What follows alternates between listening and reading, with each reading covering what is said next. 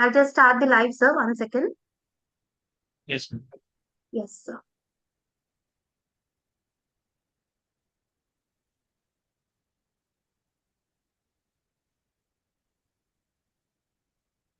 Yes, sir. You can start the session, sir.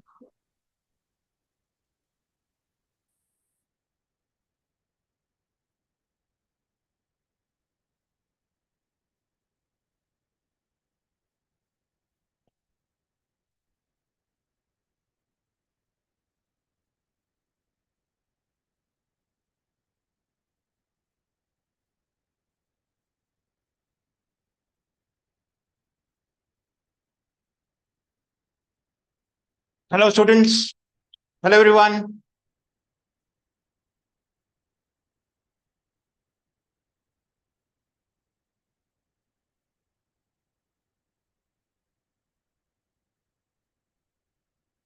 Okay.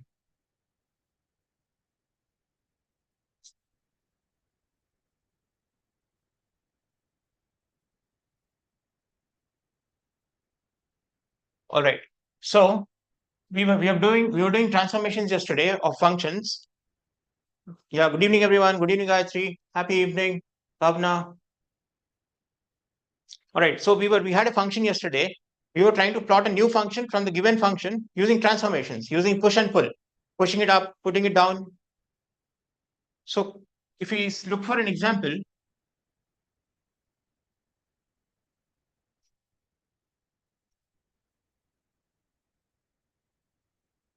my parent function is y is equal to x.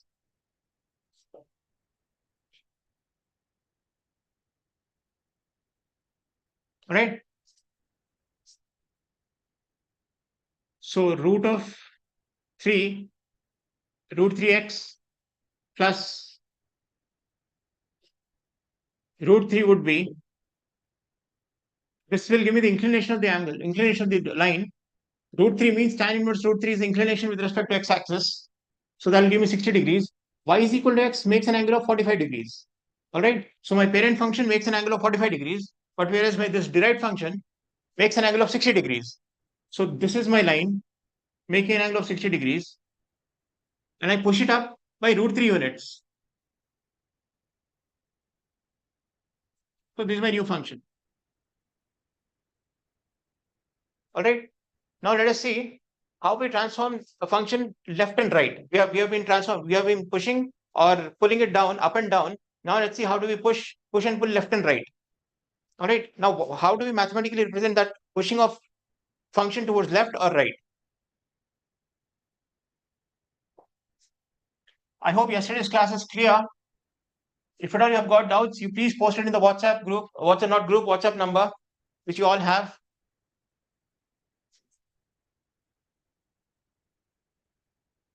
Now let's say I've got a function like this.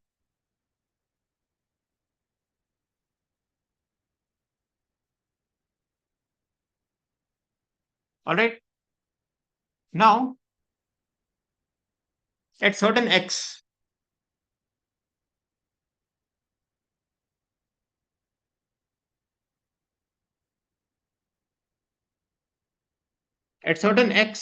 the value is f of x. All right. Now this is y, this is x. This is some function f of x. It could be x cubed plus 3 or some function, some random function whose graph is given, whose sketch is given. So at x, we have got a function value f of x. Required is, see, if at all I want f of x plus c, what did I do? I push it up by c units. If I wanted minus c, I pulled it down by c units. All right.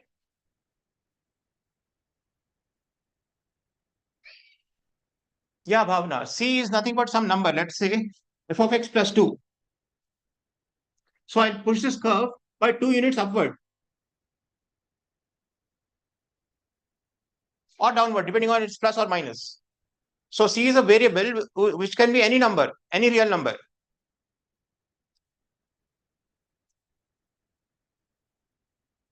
F of x and g of x are any functions. It could be x square, x cube, x square plus x, any function Any polynomial function or a trigonometric function, any general function whose graph is like this. All right, f of x and g of x are some functions. F of x is a given function. G of x is a function which you are plotting. Sketch of f of x is given. We are sketching g of x. But what is g of x? Yesterday's case, we had a g of x as f of x plus or minus 2 or plus or minus 1 or plus or minus c. In general, I can write it as c, some constant c. If you give me c, I'll plot the function. If you tell c is 3, I'll push it by 3 units. If you tell c is 3, if 1, I'll push it by 1 unit. If you tell c is minus 1, I'll put it down by 1 unit. So I can get g of x given f of x from this equation. All right. But today, is this clear? Is it clear, Bhavna?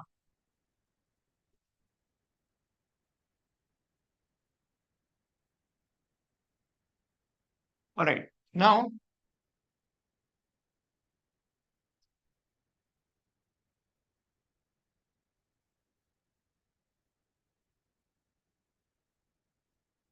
all right, good. Yeah, a graph could be anything. It could be curve, it could be sine function like this, it could be tan function like this, it could be any curve. Graph need not be a straight line. Graph is any function, is any curve on the xy plane. So I have taken a general graph which looks like this. All right. There are different graphs which we'll look at, like x square, 1 by 1 plus x square, e power x, trigonometric functions. All these graphs we'll look at. But in general, if at all I have a graph which looks like this, I can get another graph, the sketch of another graph whose transformation is f of x plus c by pulling it up or pushing it up or pulling it down. That is yesterday's class. All right, graph could be sine function or tan function or x cube, x square, it could be anything. But in general, I've taken this function which is general, which is generic of all these forms. All right, so that we don't talk of one specific function, we are talking in general. Now, let us see what happens if I add a constant inside the argument. That is, what happens if I add a constant f of x plus a inside the brackets, inside the argument. All right, that means if I have x cube, I'm adding it as x plus 2 whole cube. If I know x cube, how x cube looks like, I can plot x plus 2 whole cube. If I know x square, how does it look like? I can plot x plus 2 whole square. If I know sine x, I can plot sine of pi by sine x plus pi by 2. So given this function, whose sketch we know, we can draw the sketch of unknown function using this transformation. All right.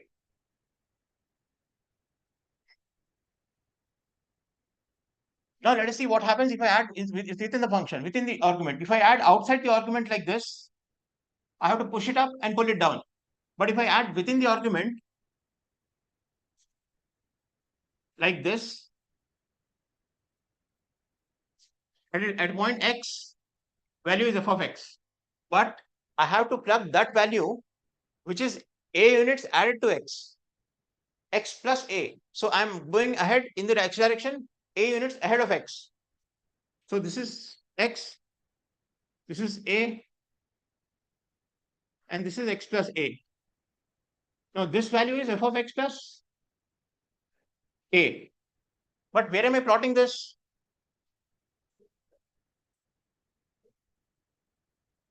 At g of x. So g of x is nothing but f of x plus a. At x, I am plotting this f of x plus a. That means this point is being translated towards left by a units. Previously, it was pushed by up by a units, but now it is being translated towards left by a units. Why? Because at x, I am plotting the function value which is at x plus a. At x, I'm repeating, at x, at this point, I will not plot f of x. I'll not spot the point f of x comma f of x, but rather I'll spot the point x comma f of x plus a. That means that point which is a units ahead of x. That means that point which is a units ahead of x is being pulled towards left by a. So all such points will be pulled towards left by A.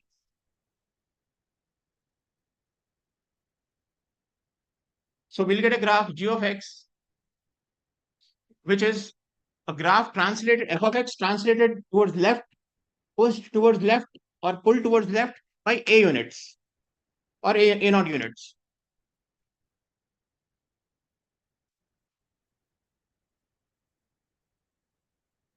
All right. Okay. Now, if it is x plus A, it is pulled towards left. It is f of x minus A, it is pushed towards right. And yesterday's class was f of x plus c pushed up, f of x minus c pulled down. So with these transformations, let us plot few graphs very quickly.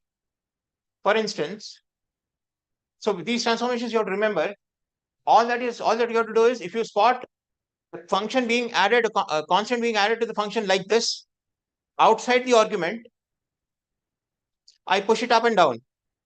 If a constant is being added within the argument, this is called argument, f of x. This within the brackets is called argument.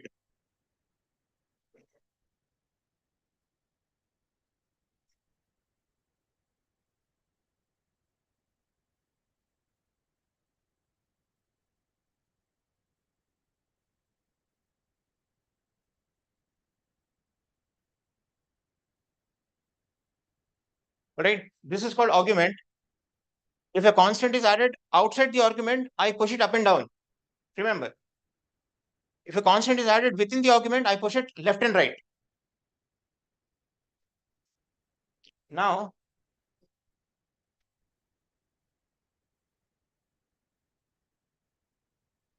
let us take a parent function which is x square.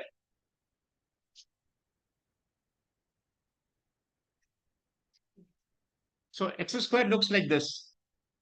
It's a parabola. It's called parabola. More specific properties of parabola will be learned later.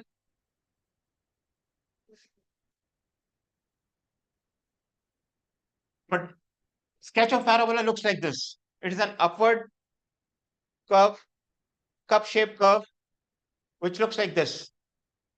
It will have some more properties like focus, vertex, directrix, and all. But we are not talking about that right now.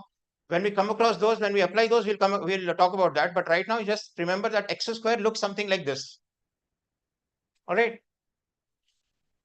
So at 1, the value is 1. At 2, the value is 4. At 3, the value is 9. X square, no? Is a quadratic function. All right. Now, let us get other functions from x square just by transforming the functions as pushing and pulling the functions. This function. For example,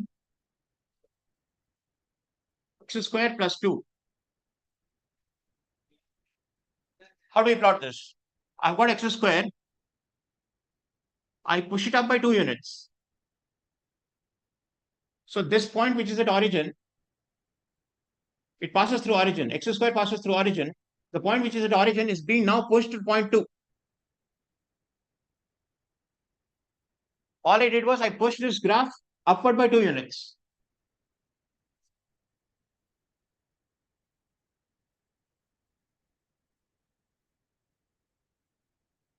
Is this clear? Why did I do that? Because this is my function. My constant is being added outside the argument of the function. F of x plus c. F of x is x square, which is my parent function, plus c is my constant 2. Now students had a doubt. Sir, what is c? C could be any constant, like this. Given constant is 2 here. Most of the cases, constant will be given. Sometimes the constant will be asked. We'll come across that case. All right, now let us plot x square minus 2.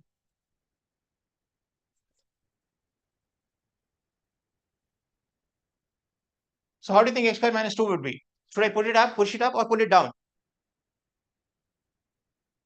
Should I push the graph up or pull the graph down? Excellent. Gayatri, Ashrita, Jyoti. Okay, how about others?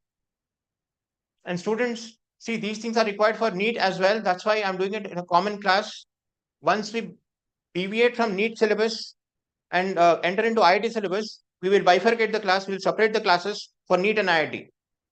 For few more classes, we'll have a common class for both NEET and IIT because math is required for both NEET and IIT. And whatever math is required for NEET is being covered now.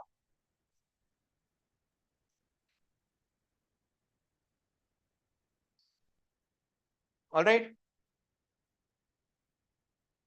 All right. So don't think that you're doing mathematics now. NEET students also realize that we need mathematics for physics. Physics stands on mathematics. If your math is strong, you're sure to crack good physics problems pretty easily.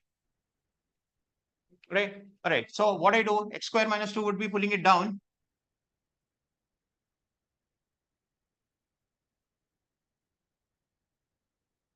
That's how my curve would be. All right. Now let us plot x minus 2 whole square.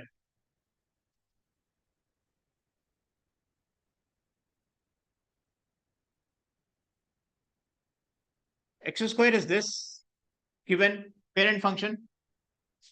All right. I'll name it as parent function.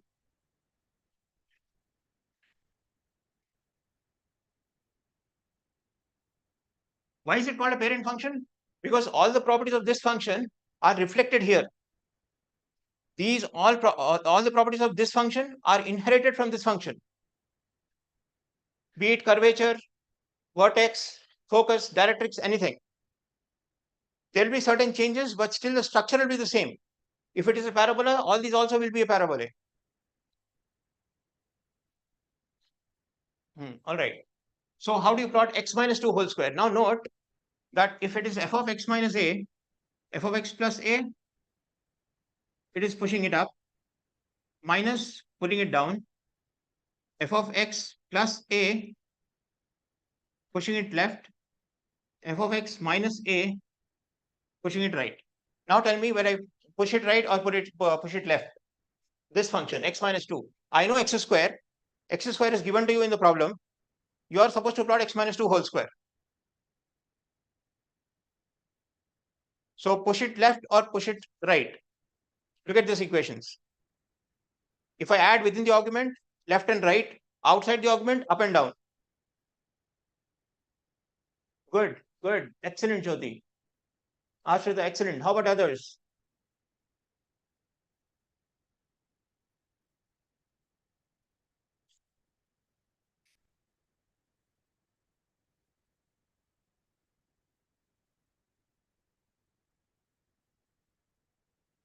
How about others? Up and down. Omkar says up and down. Okay. See, it is within the argument. What is my argument here? This is my square function. X square was a function. Now within the argument, I told you what is the argument? F of x. This is called the argument.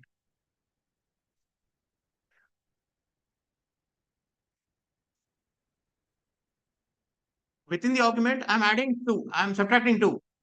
So it should be left and right.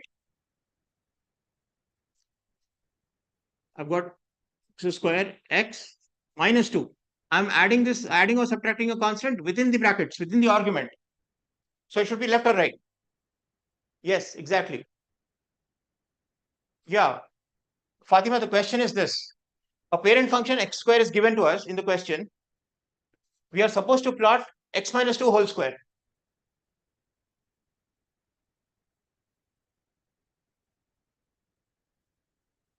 Required to plot x minus 2 whole square using these equations, using these transformations. See, these all tricks are required to solve the problem quickly. See, in competitive exams, you'll have to solve the problem within minutes. So all these things are required to solve the problem within minutes. See, we can solve this without going to transformations also. We can expand this, find the roots, plot the roots, then do it. That will take 5 minutes of time. You don't have 5 minutes of time in exam. You'll have a minute time in exam. All right. Now let us see how to plot it.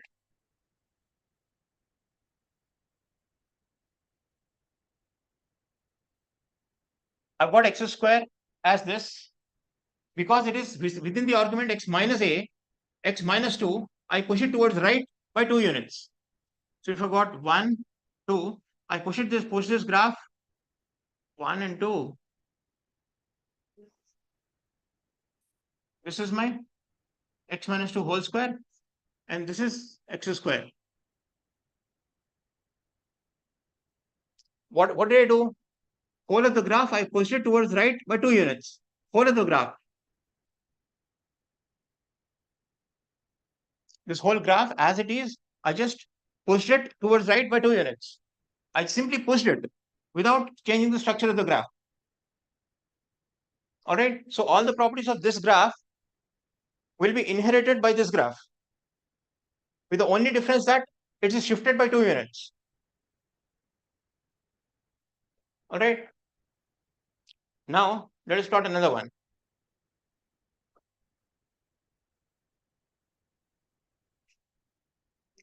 Let us plot x minus 2 whole square plus 20.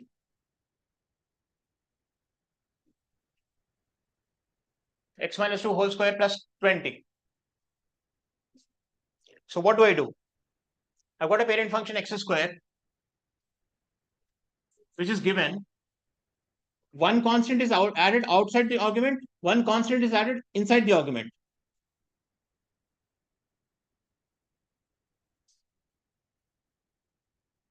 So once I will have to push up, once I have to transform upward and downward, and once leftward or rightward. So we'll have to do both in this case.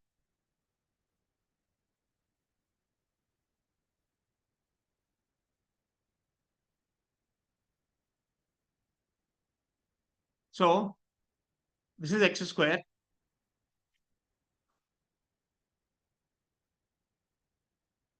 X minus 2 is pushing it towards right by 2 units, 1 and 2. Once I get this, I'll push this graph upward by 20 units.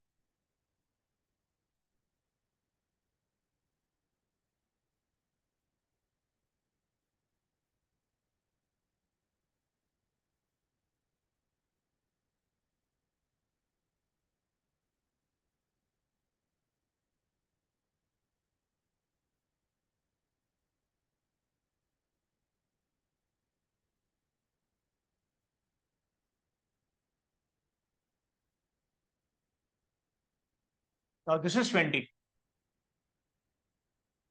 And this is 2. So this point is 2, 20.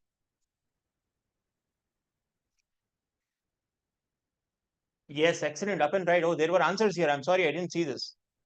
Excellent. First right and then up. Good. Right and then up. Up and then right. That's all are correct. All are correct. But I want everyone to answer. There are many students here, but only 4 or 5 are answering.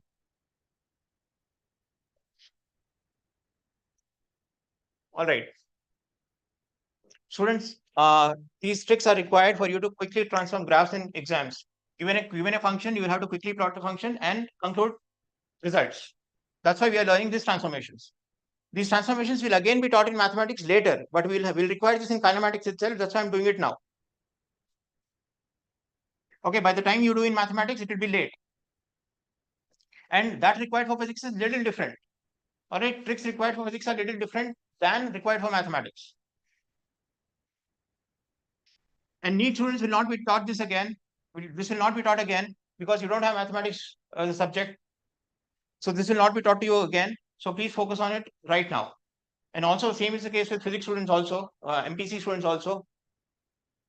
Because there is a minute difference between the way we approach problems in physics, in mathematical physics, and in mathematics. There's a minute difference. All right. Okay, now tell me, students,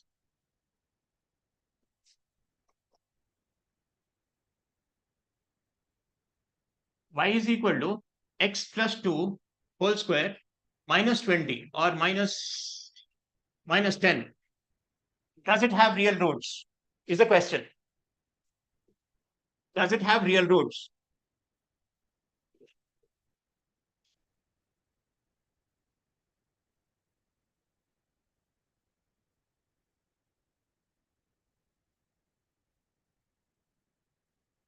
So one way to do is you expand it, you find the discriminant and say whether you have the root or not. All right. The other way is, you know the parent function, quickly derive the child function or daughter function from the parent function, sketch it. From the sketch, you can say whether it has roots or not. Excellent, Bhavna. Bhavna, absolutely good. Absolutely good. Very good. Bhavna has already come up with the answer. So what do we do with this? How do we plot this function? I know the parent function. It is plus 2. Plus 2 means towards left. Minus 10, pulling it down.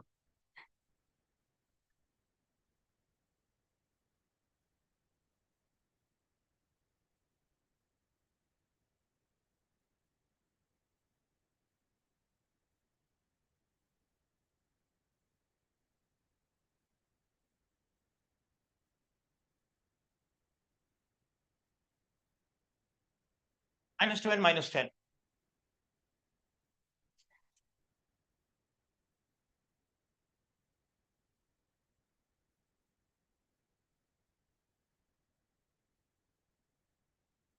All right. So this is shifted towards left by 2 units. Pull down, shifted towards downward by 10 units. Now, does it have roots? Yes, it has 2 roots. Why? Because it is intersecting the x-axis at 2 points. That's what you have seen in TSRGC exams also. How do you spot, given a sketch, how do you spot roots? Yes, yes, Ashrita, that's absolutely right. How do you spot roots?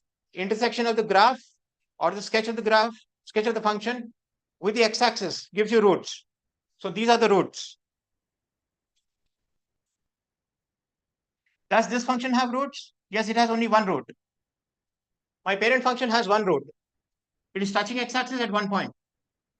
But whereas this function is intersecting x-axis at 2 points. So it has 2 roots. So does it have real roots? Yes, it has. So I didn't solve the equation saying what is the discriminant. If discriminant is greater than 0, then I have roots. If discriminant is less than 0, then it doesn't have real roots. I didn't do that. From the parent function, I plotted the daughter function. If the daughter function intersects with the x-axis at number of points, those number of points are roots. All right. Now,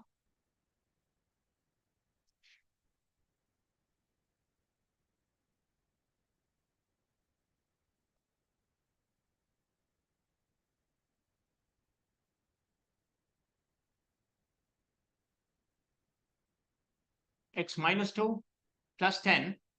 This is one function. Now, does this have roots? Yes or no? Quickly tell me. Sorry.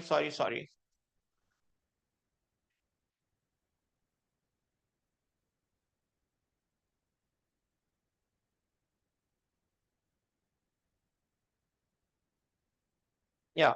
Does this function have roots?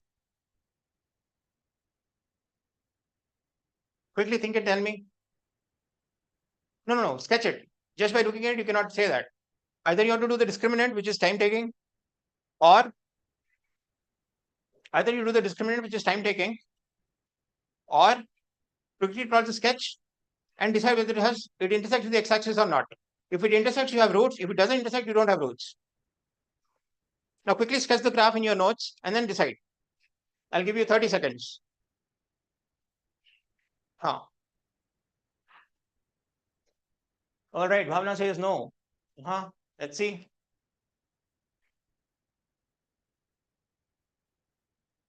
Good. No, did you find the discriminant or did you plot the graph? Yes, Bhavna, parent function has one root. Parent function has one root, but this function, I'm asking you whether this function has roots or not. All right, good, Gayatri. Graph, good, Bhavna, you have done through graph. Everyone, I want everyone to do it with graph, not with discriminant method. All right.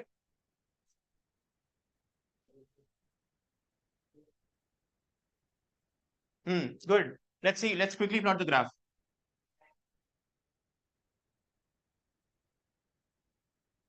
This is x square. So I wipe it off. It's a hindrance.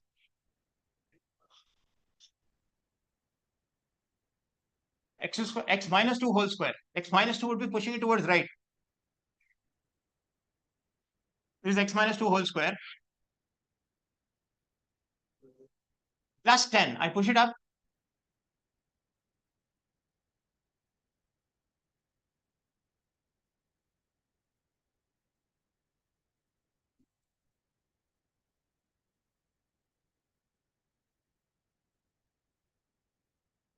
Right. So this is the graph of this given function.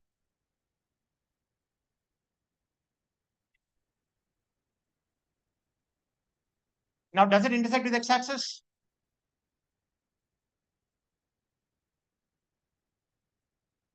Yes, this function doesn't have roots. Yes, good, excellent. Fatima, how about you? Have you got this point? Yes, good, Fatima, excellent. All right. Now, let us understand one more transformation. There are a couple of more transformations here. Let me add one more. We have done 4 here. F of x plus or minus a, f of x plus or minus a, upward and downward, leftward and rightward. There are 2 more. Let me just show that to you. Then we'll quickly plot some more graphs very quickly. All right, rapid fire.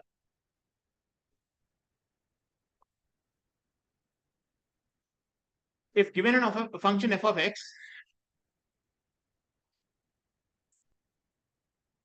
this function, some function f of x, then minus f of x is simply the reflection of this with x-axis. So this is minus f of x. This is f of x. All right, see, look at this. I just reflected this. This as if this is a mirror. It's a mirror image. I reflected this and pasted it here. That means I rotated this x-axis with 180 degrees. This graph turned and got pasted here. And that is my minus f of x. All right. All right.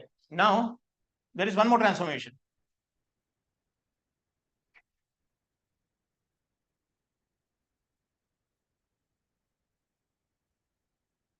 If f of x is given, then f of minus x is reflection about y-axis.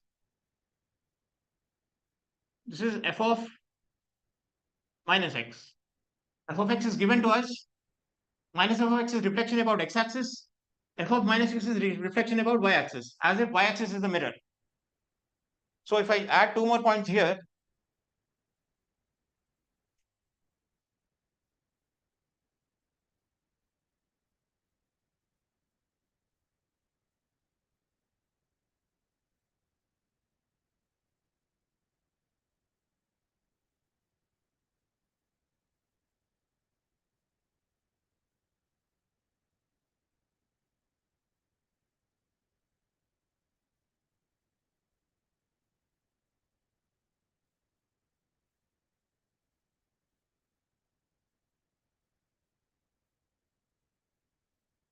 about x-axis, about y-axis. All right. So there are 6 transformations as of now. There are 2 more. We'll talk about it later. Then we can quickly jump into differentiation. No, there is a concept of limit. Then we'll quickly jump to differentiation. Don't worry. But it's very important that you understand each and every concept minutely, precisely, and accurately. All right. Now you have understood this, right? F of x is given f of x minus f of x is reflection about this. F of minus x is reflection about y-axis. Now let us plot these 2 functions, minus x square and minus of x square. Let us plot these 2 functions. And then I'll have a sip of water. Think of these 2 functions, f of minus x square, f of is, sorry, y is equal to minus x square and y is equal to minus of, sorry, minus x whole square.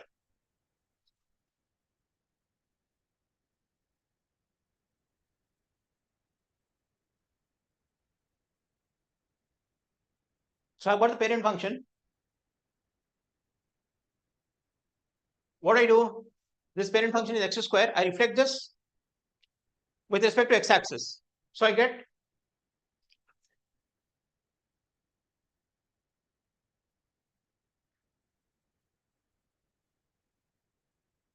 so this is minus x square.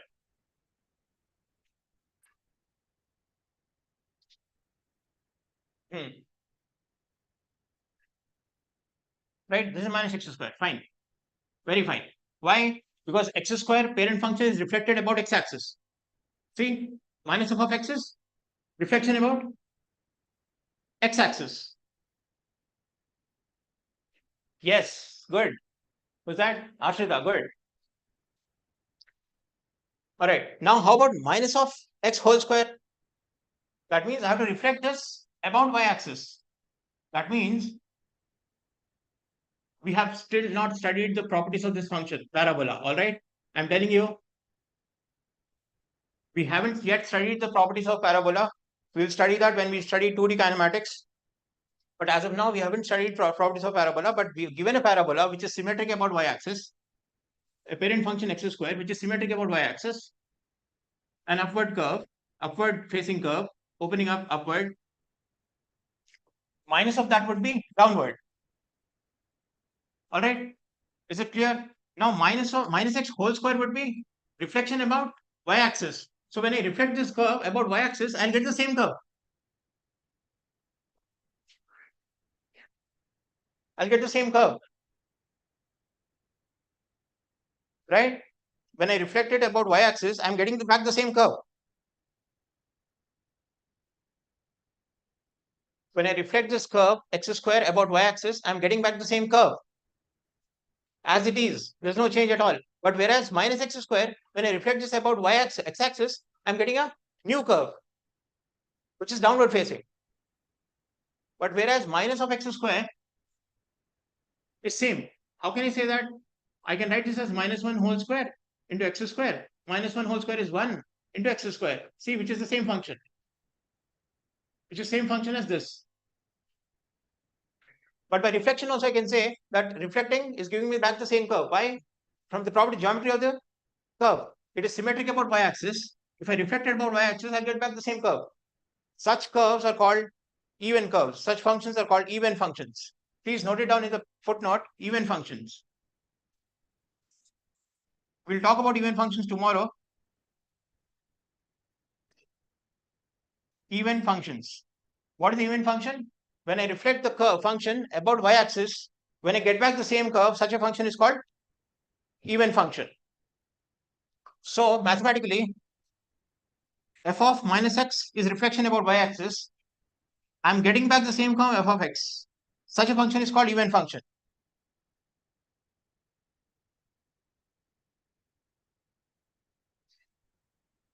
All right, minus x square I'll explain again. This is very important. I'll explain this again. Minus x square. But you please note this down. Even function, you please note it down. These two things you note it down. Even function and f of x is equal to minus f of minus x is equal to f of x. I'll explain the minus x square again.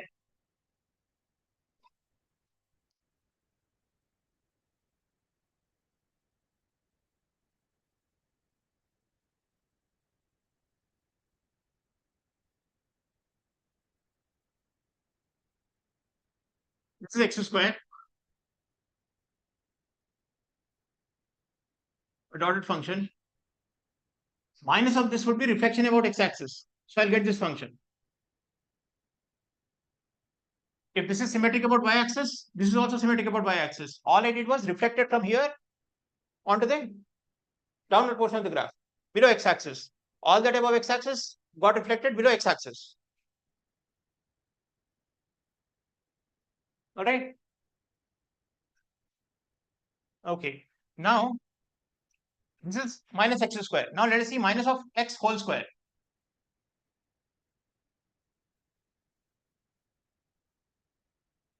In that case,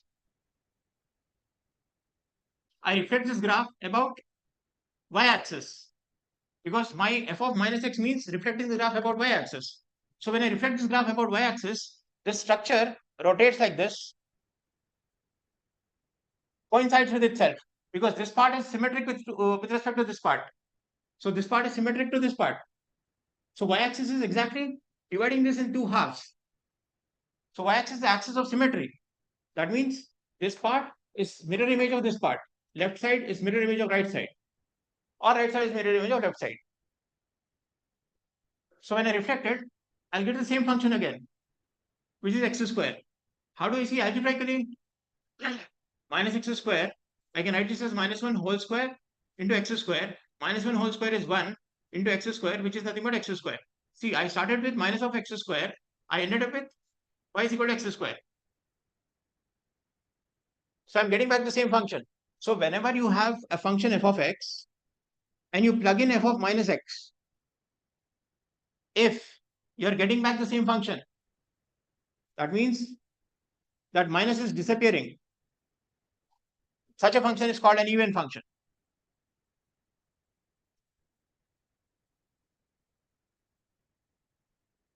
When I reflect this graph function about y-axis, when I get back the same function, such a function is called an even function.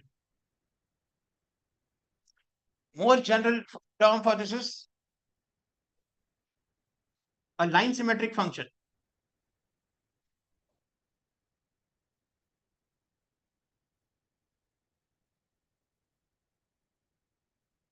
A line symmetric function. A line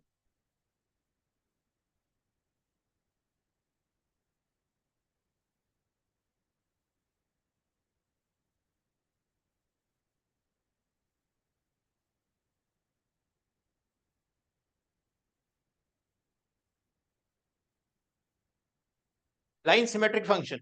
When that line is y-axis, it's called even function. So this is a general case of even function. In footnote, please, a line symmetric function, write it in the footnote. We'll come back to line symmetric function later. But right now, let's quickly plot two functions. We have got 5 more minutes. I'll keep on writing the functions. You tell me whether it has roots or it doesn't have root.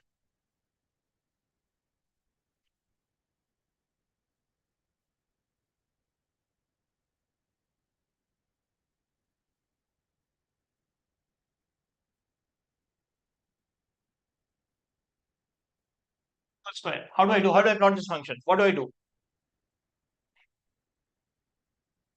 What do I do? I'll quickly plot. I've got a parent function x square, x plus 2, plus 2 money. It is within the argument, pushing it towards left. I get this, and I reflect this, minus of that. So this is my function.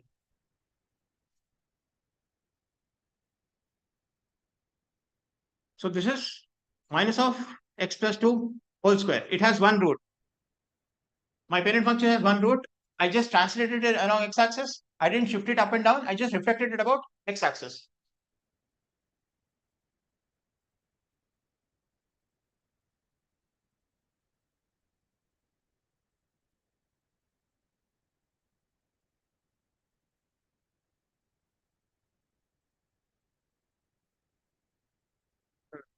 Is it clear?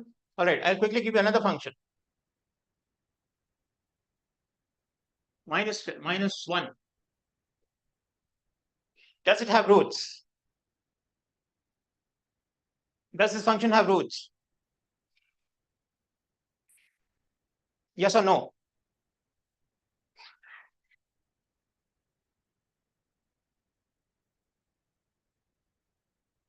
No, no, all right. Think again. Does it have roots? Yes or no? Quickly plot the function. We don't have time to find the discriminant. In exam, you don't have time to find the discriminant. You will have to quickly plot the function given the parent function, plot the function, and tell me whether it has roots or not. It has roots. Really? Think. It is minus of x plus 2 whole square minus 1. There is minus here.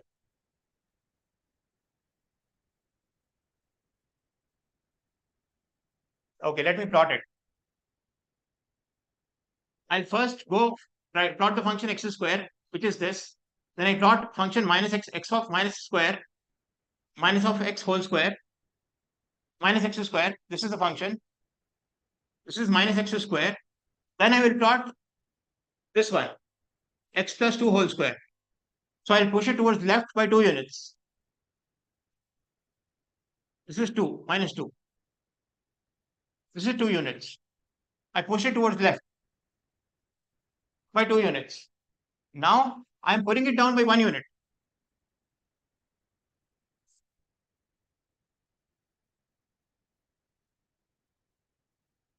Does it have roots now? It doesn't have roots. All right. Yeah, it doesn't have roots. Good. All right. Good, Bhavna. Good, Jyoti. Yeah. Fatima, I hope you got it. All right. I'll quickly tell another function now.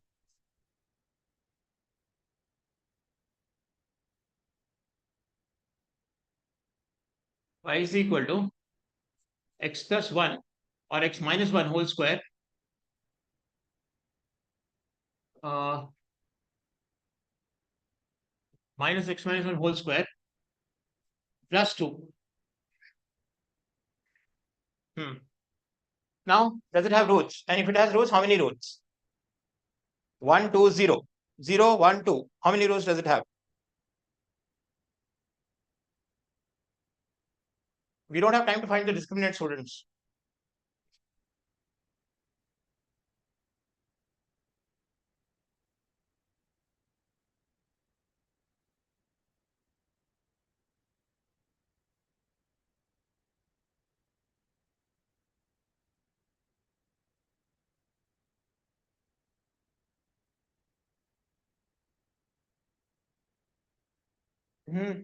Okay. Uh, Bhavna says 2 roots. Let's see. Yes, it has roots. Good. But I'm asking you how many roots? 1, 2, or 0? I mean, 0, it has roots means it has either 1 root or 2 roots. So how many roots does it have?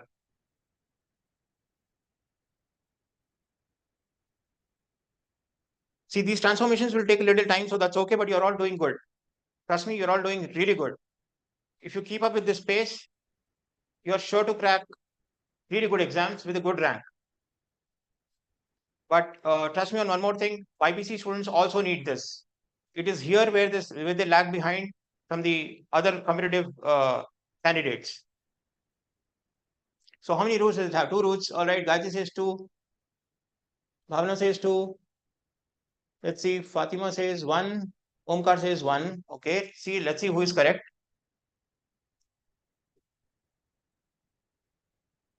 I give you 5 more seconds to decide.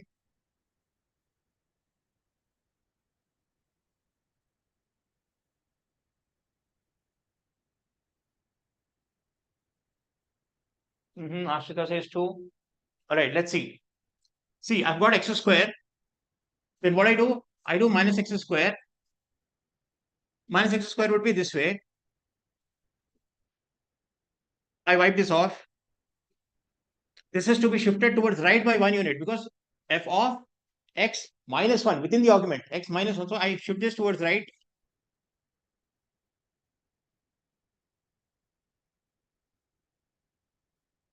Shift this towards right. Now I push it up by 2 units.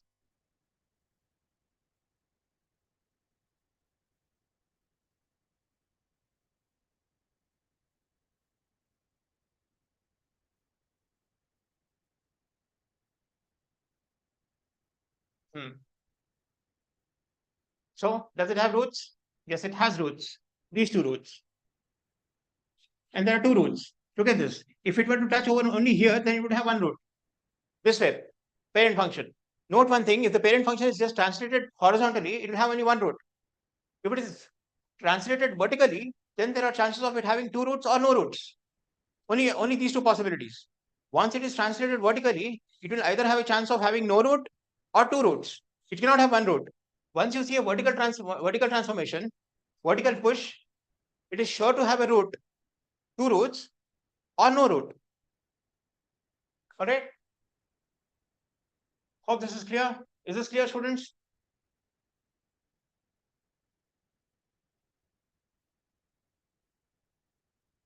Okay, I'll just give you some homework.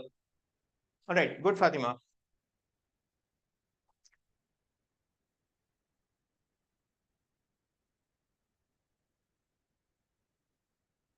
You can write this, send the pic to the WhatsApp number you have got. All right, I'll quickly write the functions. Minus of x plus 1, minus of root 3x, root 3x minus 1, y is equal to x minus 5 whole square plus 25.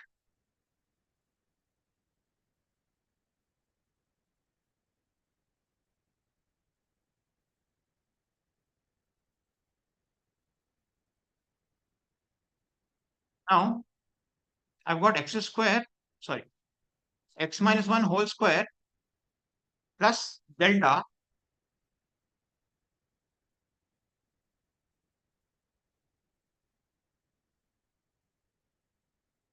or minus delta. Delta is what you have to find out. A constant, delta is a constant which you have to find out. I just use Greek letter delta. As we use ABC, I've used Greek letters. That's it. It's just a name. So don't be afraid if you see some Greek letters in your questions. All right. So x minus 1 whole square minus delta is what you have to find out, such that this one intersects with the line. This one intersects with the line y is equal to minus 10 at least once. Are you able to see? No. Such that this one intersects with the line y is equal to minus 10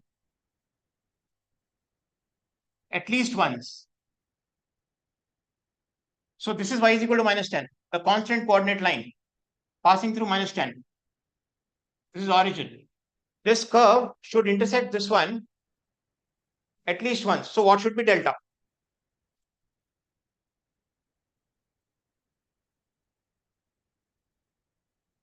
Hope you got the question. X minus 1 whole square minus delta should intersect this line y is equal to minus 10 at least once. So what should be delta? So you'll have an inequality. All right, delta will be a range. Tell me that range. All right.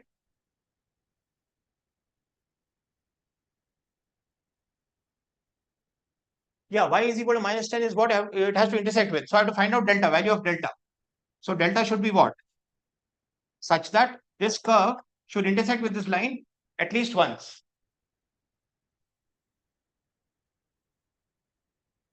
All right, students, with this, let's close. I've already encroached into the next topic, next chapters, next subjects. Bhavana, excellent. Have you drawn the curve on your paper? Bhavana, have you drawn the curve?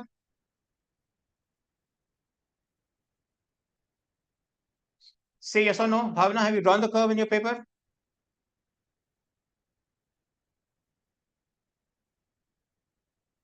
Bhavana, you're absolutely right. Excellent. Excellent. That's even better. That's even better. Bhavana is done using imagination. That's even better. But can you plot the graph?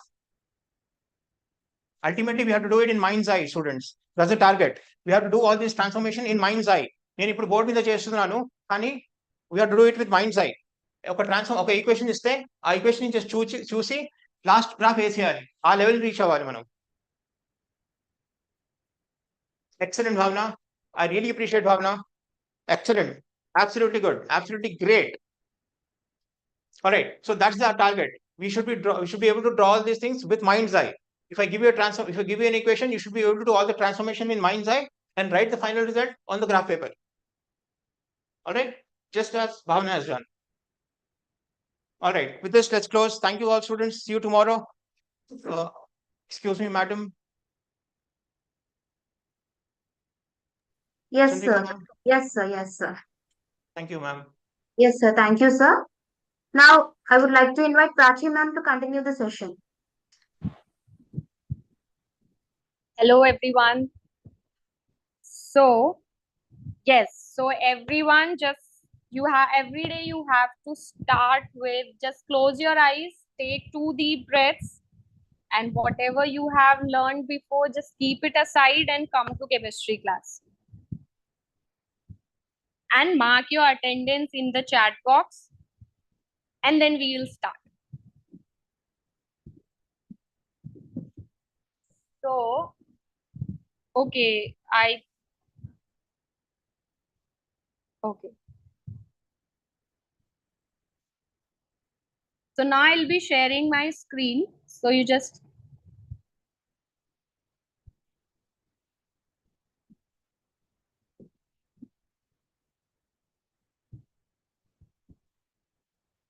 Yes, Bhavna is there, Fatima is there, Deepika. Yes. I can see we have more students. So you have to mark your attendance, and then we will quickly start with the revision, because revision is a very important part, at least in chemistry, because if you will revise again and again, then only you will be able to retain the things. Understanding the concepts is one part, and retaining it is a other part, and both of the things play a very important role, because you will be learning three subjects, so you need to revise things again and again. So you have to be quick with marking your attendance, and then we will just do a quick recall of whatever we have learned in the last class.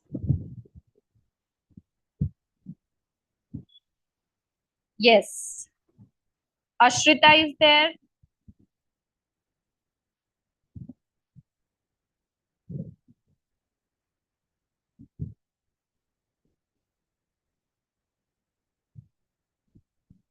Who else? You have to be very quick with this. By the time you mark your attendance, we'll start with our revision. So in last class, we learned about the laws of chemical combination. So in that, we saw the law of conservation of mass, law of definite proportion, law of multiple proportion, Gay-Lussac's law of gaseous volume, Avogadro's law, right? And in law of conservation of mass, what we have learned is that mass can neither be created nor destroyed, and it can only be transformed from one form to other. So how are we going to use this in chemistry? So in chemistry, we'll be using it in our reactions, where we have to take care that the mass of the product has to be equals to the mass of the reactant. And that's the reason that we have to balance the equation. And obviously, you can get questions based on this concept from easy to a higher difficulty questions. Now, the second law that we did is law of definite proportion, which was also an easy law to understand. And it says that the elements combine to form molecules. So elements, they'll combine to form molecules in a fixed ratio of mass. And the ratio of mass remains constant irrespective of the source. And the example that I gave you, that let's suppose if I take water and I bought it from, and I bring it from different sources, right? Let's suppose I bring water from sea. On the other hand, if I take rainwater, or else if I am producing water in the lab by reaction of hydrogen with that of oxygen, then in all the cases, what I'll see is that the ratio of mass of both oxygen and hydrogen remains the same, right? So water is H2O. So here the mass of hydrogen in H2O is 2 grams per mole, and here the oxygen is 16 grams. So then the ratio will be 1:8, and it remains the same, or else in other words we can say is the percentage will remain the same. And then we learned about the law of multiple proportion. So in the law of multiple proportion, what did we learn is when two elements, they combine to form two or more compounds. So if I am having two elements and they are combining to form two or more compounds, then the masses of one element combining with the fixed mass of other element will be in simple ratio. This will be in simple ratio. For example, if we have carbon and it is combining with oxygen, and it can give two types of molecules, which is it can give carbon monoxide and carbon dioxide. Now, in that case, what happens is we have 12 grams of carbon in both of the molecules. Now, the ratio of masses of oxygen will be in simple ratio, and the ratio that we will get is 1:2. And the other example that we can take is, so that day also we took it, and I think some of you got confused. So we'll repeat it again today. So we took two elements, that is nitrogen and oxygen. Now in that case, the molecules that they can form is, they can form other molecules also. Here I have took only three, which is N2O, NO, and N2O3. So now here also the ratio of mass of the oxygen will be 1:2:3. Once we have kept the mass of hydrogen, here, sorry, it's not hydrogen, it's nitrogen. That is, we have made the mass of nitrogen same in all the molecules. Now the other question is, are we going to get these kind of problems in our competitive exam? Maybe not, you won't get the direct problems, but maybe you can get a statement question. That is, they may give you these molecules, right? They may give you these three molecules, and then they can ask you which among the following statement are true about these. So in that, the one statement that you may get is that these three, or for this, they follow the law of multiple proportion. So then you should mark that statement as true. Now, other questions that you may get is, for example, they may ask you, if you have carbon dioxide and water, then do they follow the law of multiple proportion? So if you have this question, then obviously they are not following the law of multiple proportion, because the elements has to be same. So here I have carbon with oxygen, and then I have hydrogen with oxygen. Similarly, let's suppose if you get any ionic compounds, for example, NaCl, NaI, and NaBr. So do they follow the law of multiple proportion? No, they don't follow the law of multiple proportion, because we can see that the elements are different. Even though we have one common element, which is sodium, but the other element is not the same. So the first condition is that both the elements has to be same. And then you can see whenever such thing is happening, always this thing is true, that their masses will be in simple ratio.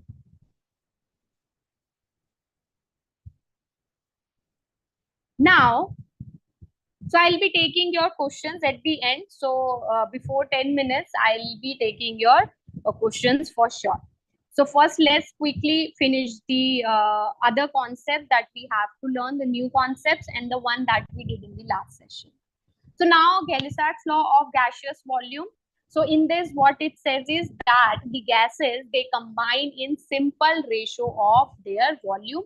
And if the product that is formed is also a gas, then it will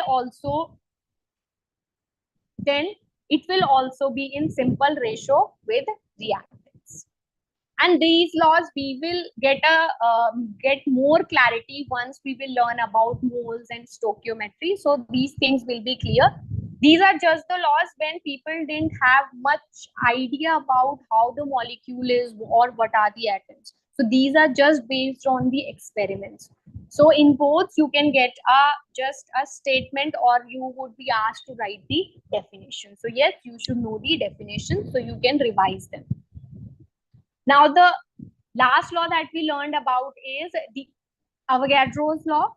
And he said that equal volume of all gases contains equal number of molecules at constant temperature and pressure. Now, once we will learn about the moles, then the same law can be stated as equal volume of all gases contains the equal number of moles. But right now we don't know. Let's suppose we don't know about the moles. So the law is that equal volume of all gases contain equal number of molecules at constant temperature and pressure. The conditions are very important. I'm telling you again and again, the conditions are very important, that this is true when you are keeping the temperature and the pressure constant. These all things we will understand once we learn about the states of matter. So there we will see the gas law equation, PV is equals to nRT, and from that we'll be able to understand all the things. Then the one other law that you must know and understand is law of reciprocal proportion. So the other law that you must understand is the law of definite proportion. So first, let's take a look at the definition. So what it says is, when elements combine with two different elements to form different compounds, then masses of two different elements which combine with fixed mass of third element will be equal or simple multiple of the ratio in which the two elements combine to form a compound. Now I hope you all might have got confused by looking at the definition, right? This is very confusing. If I was in your place, I wouldn't have understood at the first time, right? So here I'll try to explain you this law. So what it is saying is when elements combine with two different elements to form different compounds. So let's take one element, that is carbon, and let's see its compound with hydrogen, and let's take oxygen, right? So with the hydrogen, it can form methane, which is CH4, and with oxygen, it can form, let's suppose it is forming carbon dioxide. What it is forming? It is forming carbon dioxide. So the first part was when element combine with two different elements to form different compounds. So this statement is done that I have taken element and I have taken two different elements with which it is forming two different compounds. Then it says the masses of the two different elements which combine with the fixed mass of a third element. So let's do this thing first. So here the mass of carbon will be 12 and here the mass of carbon is 12.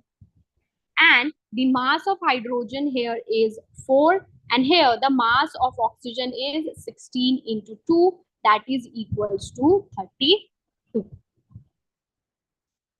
Now let's read the definition again. Then the masses of two different elements which combine with fixed mass of third element will be in equal or simple multiple of the ratio in which the two elements combine to form a compound. Now here what it is saying is we have to look at the compound which hydrogen and oxygen forms. So your hydrogen and oxygen forms water, right? Now it is saying that whatever is the ratio of the masses here, it may be same as the ratio of masses of both of these elements in the compound that they are forming together, or it can be in some simple multiple. So let's see what's the ratio here. So for hydrogen, we have 4 and we have 32, right? So what will be the ratio? It will be 1:8. Correct. Now let's see what's the ratio here. So the mass of hydrogen is 2 and the mass of oxygen will be 16. So it will be 1:8. So this is, so what we have got, that we have got the same ratios. Or else it can be in simple multiples also. For example, it can be in multiples of 2, 3, 4, 5 and so on. So basically in simple language, what is this rule is that you have to take a particular, you have to basically take 3 elements. What you have to do is you have to take 3 elements. Now you have to make the compounds of these elements. So if I take the compound of carbon and hydrogen, then I can have CH4. Similarly, if I take the compound that is formed by the combination of carbon and oxygen, then we can have CO. Now, once I have got the compounds that they are forming, I'll have to take a look at their ratio. What ratio? Ratio of their mass, right? Now, the next thing is to see what are the compounds that are formed by these two. So carbon is common in both of these compounds. Now we have to take a look at what is the compound that can be formed by hydrogen and oxygen. So the condition is you have to keep the third element constant.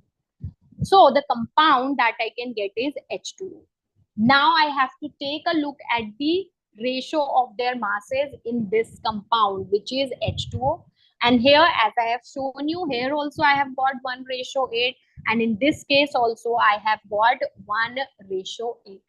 So that is what this law says, that if we are having the 3 elements and they are forming the compound, now keeping the one element constant, the ratio of the mass of the other 2 element will be same, or it will be in the simple ratio of the masses of the compound that is formed by the other 2 elements. Now the question is, okay, this law is little complicated, but I hope if we ignore the definition, I hope with this example you have understood this law. So if you have understood this law, quickly type yes.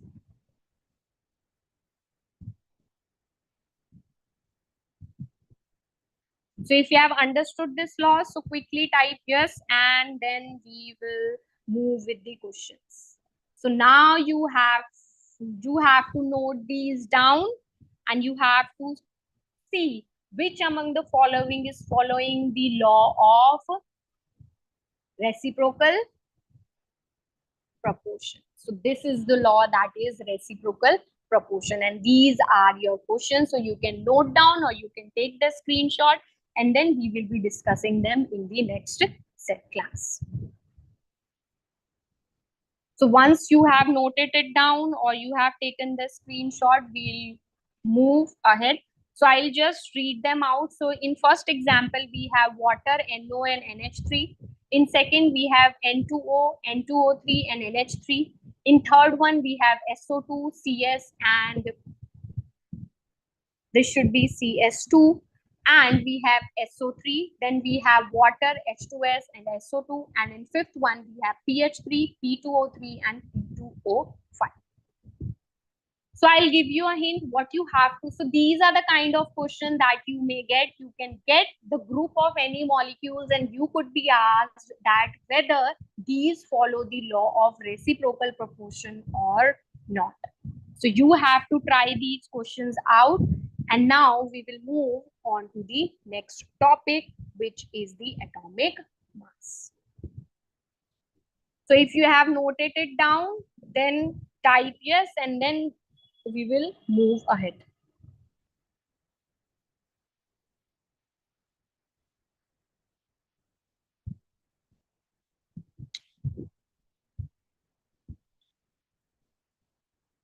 Yes. Okay. Now let's start with understanding about the atomic mass. Right? So atomic mass. So here we will be talking about the mass of an atom. Right? So we will be talking about the mass of an atom. Right? So if we see how the atom looks like. So I hope you all know how the atoms looks like. So we have a nucleus which is positively charged, and around that we have our electrons. Correct? So now if somebody asks you what is the mass of atom? So yes, you can say that the mass of an atom will be, in the nucleus I have protons and I have neutrons, and then we have the new electrons that are moving around this nucleus. So now anyone can tell that the mass of the atom will be equals to the mass of protons plus mass of neutrons plus mass of electrons. Is it correct? Can we write it like this? Yes. Can we write it like this? Now here you have to be very, very, very focused. Yes, we can write it like this. Now at that time also, the scientists knew that the mass of the electron is very less as compared to the mass of proton and mass of neutron. So now here we can write it as the mass of the atom will be equals to the sum of the masses of the mass of proton and the mass of neutron. So basically, very conveniently, what I did is I ignored the mass of electron. because the electrons, their mass is very much less as compared to the protons and the neutrons.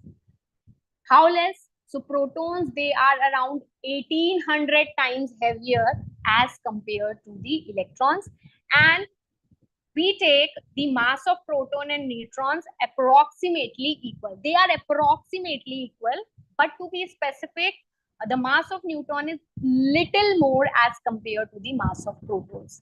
But yes, we can take the mass of proton and the mass of neutron as same. So now, as we have learned about the standard SI unit, right? We have learned about the international system of units. And in that, we saw one unit, kg, right? There were many units, base units that we saw, which is time, temperature, kg. Now, how did we define kg, right? It's not that they just randomly came up with something and they said, okay, 1 kg is this. Basically, in laboratory, the 1 kg initially was the cylinder which is made up of the alloy of platinum and iridium, and it is kept there in the laboratory, and this was taken as the reference. This was taken as the reference, and this cylinder was taken as 1 kg. Now everything in the world, everywhere, will be measured with respect to this cylinder. How come? For example, let's suppose you are given some solid cube. What you are given? You are given a solid cube. Now I want to measure the weight. So what they did is, they measured it in comparison to this cylinder. Now we have to see how many cylinders I'll have to keep on this side. How many cylinders I'll have to keep on this side so that I can get the weight of this cube. So let's suppose it was required to keep 50 such cylinders. So let's suppose it goes up to 50, right? So now what I can say is that the mass of this cube is 50 kg, because each cylinder was taken as to be the mass of 1 kg, and here I have kept 50 cylinders. So now I can say that the mass of the cube is 50 kg. So why I am telling all these things? So here you must understand that the whole thing begins with taking something as a reference, right? It's a relative thing. Something has to be taken as a reference.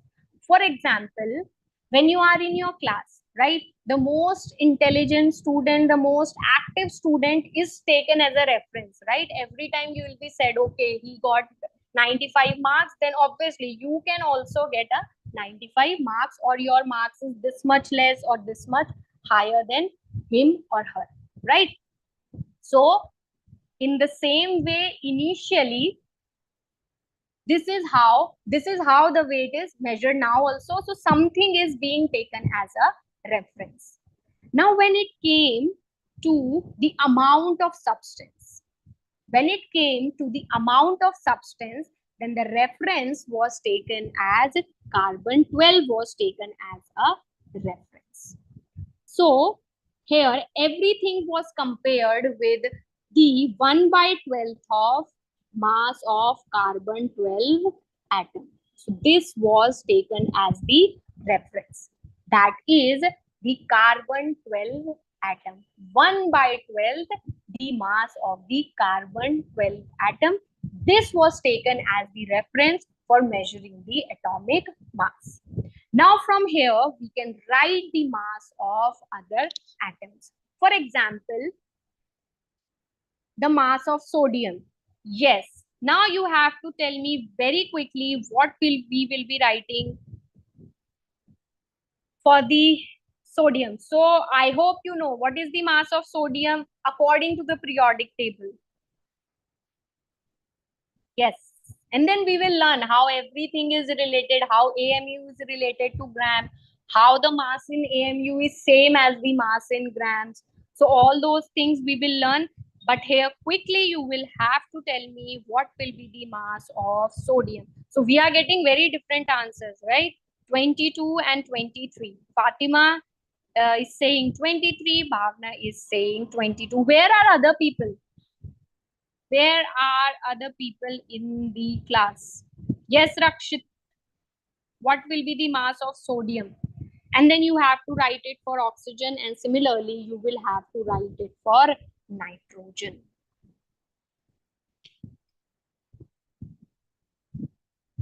Yes, 23.5. Yes.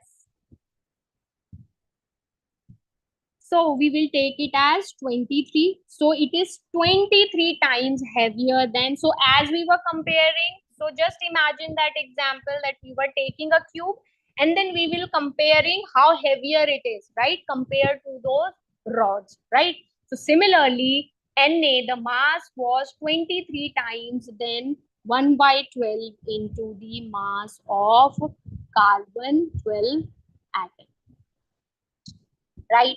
Now for oxygen, yes. So oxygen is 16 and nitrogen is, yes, nitrogen is 14.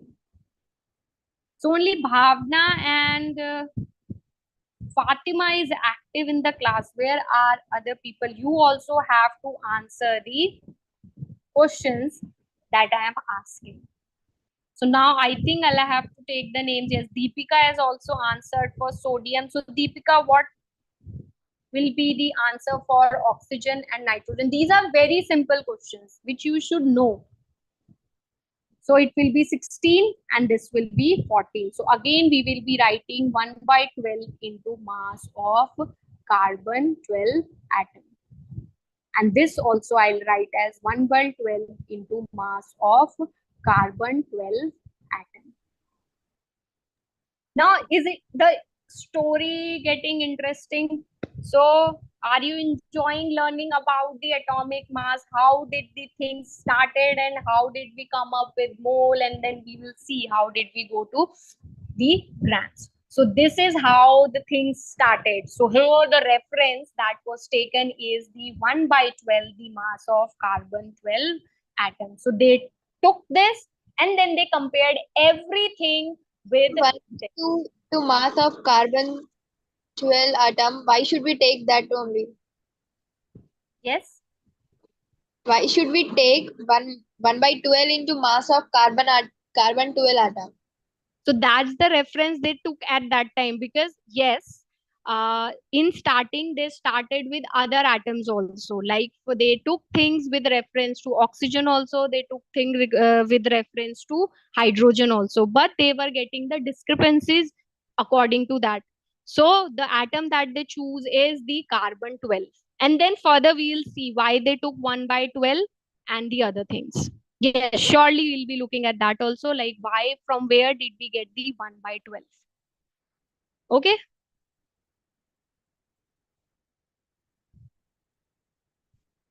Okay.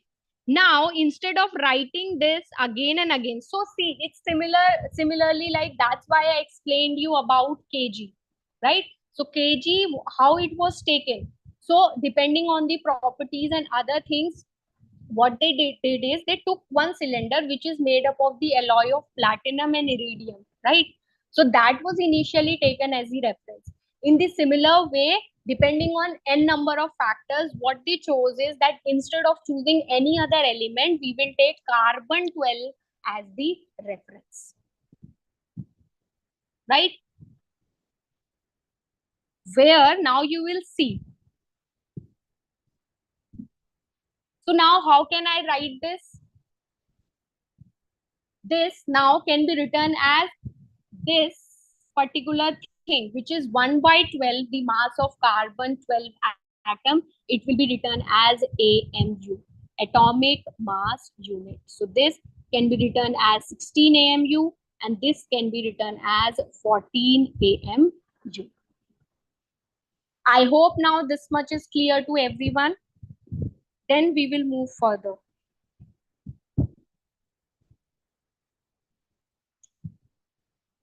See, yes, in starting, you may get confused with this thing that why did they take the carbon? So all these things are based on various other experiments which were performed before this. So yes, they have to take something as a reference, and the best choice for them was the carbon 12 atom.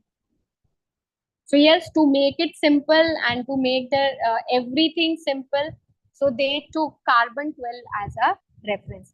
And the other thing that you should know is at that time they didn't know what is the mass, exact masses of the particular atom or for any element. So it was best for them to take things with reference to some particular thing, and at that time the reference that was taken is the carbon 12 atom.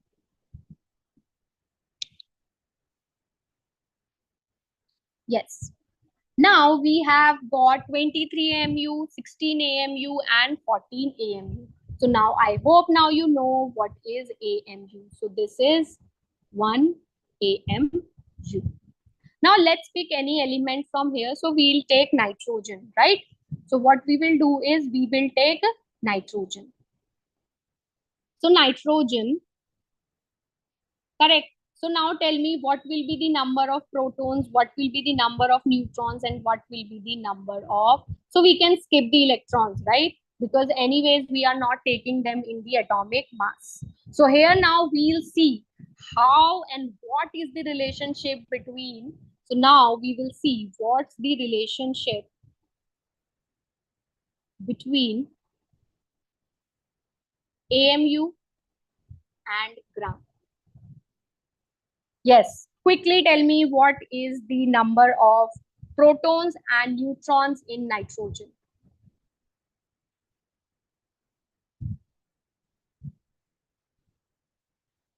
Yes, the number of protons is 7 and the number of neutrons is also 7. Now you also write in your copy how can we write the molar mass, how can we write the atomic mass. So 7 into number of protons plus 7 into number of neutrons, right?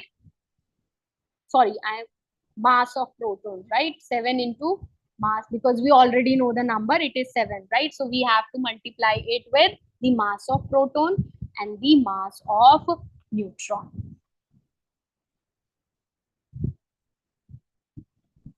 Yes, it is 7. So now, as I have told you that the mass of proton and neutron is equal. So mass of proton will be equals to the mass of neutron. And the first thing I'm telling you, look here very, very carefully, because once you'll be reading it again, you may get confused. So listen to everything very carefully, and these things will form a base and will be very useful when you are doing the numericals which are of little higher level, right? So here, so now from here I'll take with respect to the mass of protons. So what I'll get is 14 times the mass of proton, right? Now by that time, people were able to know the mass of protons, electrons and neutrons. So anyone knows what is the mass of the proton, what is the mass of neutron, and what is the mass of electron? Yes. So the mass of proton is 1.67 into 10 raised to the power minus 27 kg. And similarly, we have, it will be same, right? Exact, it's not exactly same, but there is a very little difference. So yes, we can take it almost same. And for mass of electron, the mass of electron is 9.1 into 10 raised to the power minus 31 kg. Correct? Yes, the mass of electron is 9.1 into 10 raised to the power minus 31 kg. Put a box in your copy and mark it important, because this mass you may require in atomic structure. That is the mass of the electron. Now I have to find a relationship between AMU and gram, right? So let's so we have to take the mass of the proton. So in grams, how much it will be? So do it yourself. I am also doing it here. So what will be the mass of the proton here. 1.67 into 10 raised to the power minus how much in grams? Quickly write your answer in the chat box. How much it will be in grams? What should be the power of 10 here?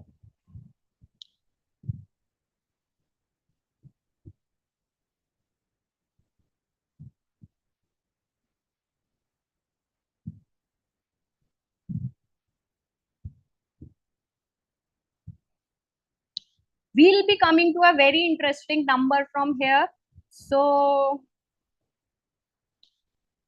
yes, it will be 10 raised to the power minus 24 grams. Only Fatima is solving the numericals, everyone else and Bhavna, yes.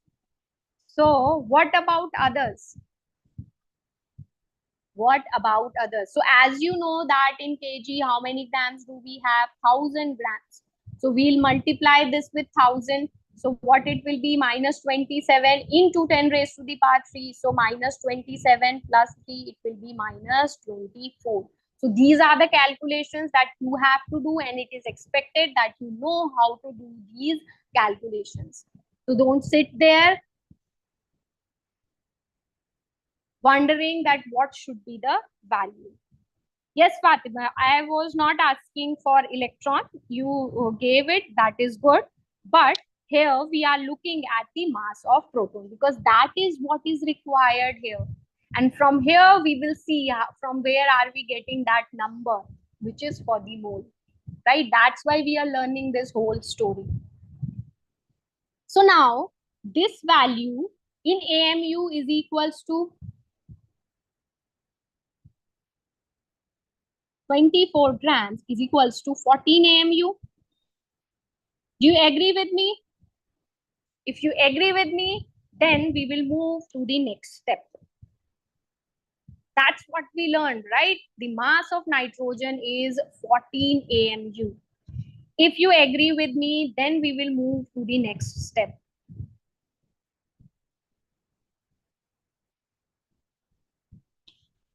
Yes, if you agree, Fatima is agreeing with me. What about others? Do you agree with me? This is how can I can write it, right? So now from here, 1 gram, because 14 will be cancelled with 14. How can I write it? 1.67 into 10 raised to the power minus 24 AMU.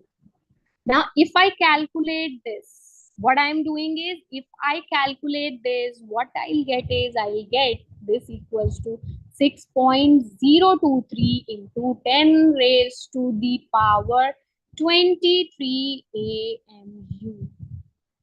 Now you can see what we have got. We have got a number which you have will be seeing a lot and which will be very, very useful for us. And this is what is the Avogadro number. What is this? We have got the Avogadro number. Obviously, you don't have to remember all of the calculation, but the important thing that you have to remember from here is the relationship between gram and AMU, because sometimes you may get it in the numericals. Also, from here itself, we will be able to know how are we getting the masses that you see in the periodic table. Basically, how are we getting them in grams?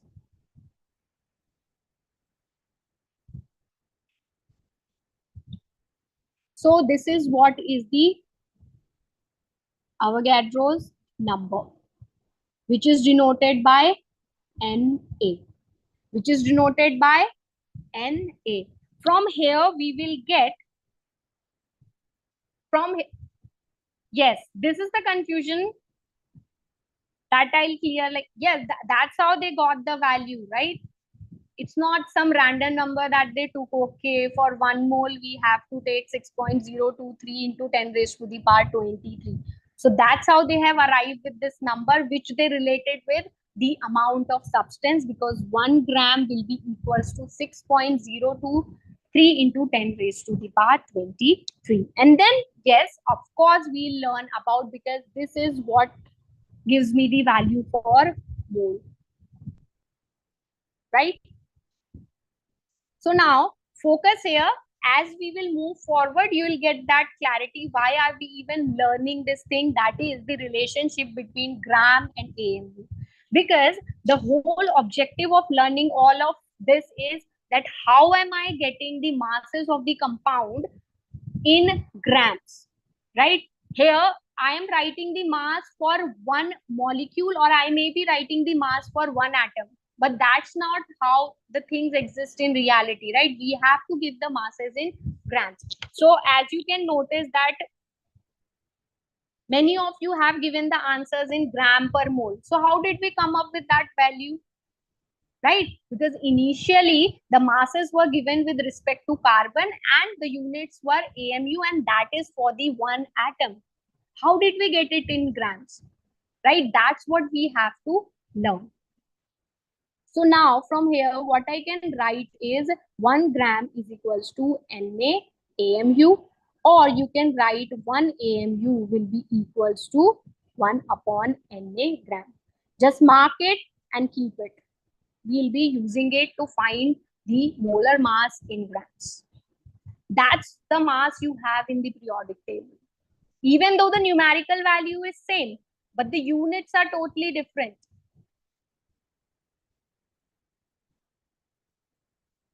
So now, let's suppose I want to find the... So now from here, what we have got this number, which is 6.023 into 10 raised to the power 23. And this is the number, the name that is given to this number is mole. Right? This is the value of mole. Correct? If this is clear to you, then we will move ahead. Now we will understand what mole is, how big is it is.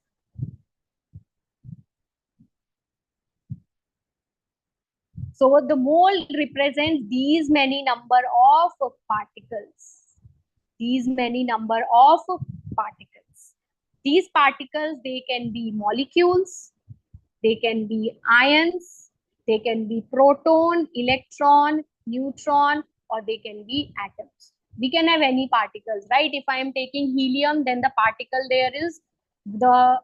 that we have is atoms. If I am taking oxygen gas, then the smallest particle that we have is independent. That have the independent existence is the O2 molecule.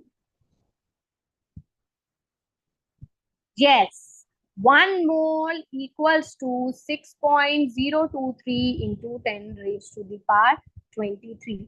This number, obviously, we were supposed to give some name to this number, and the scientist, they gave this number the name that is mole, which is used to mention, or which is used to specify the amount of substance.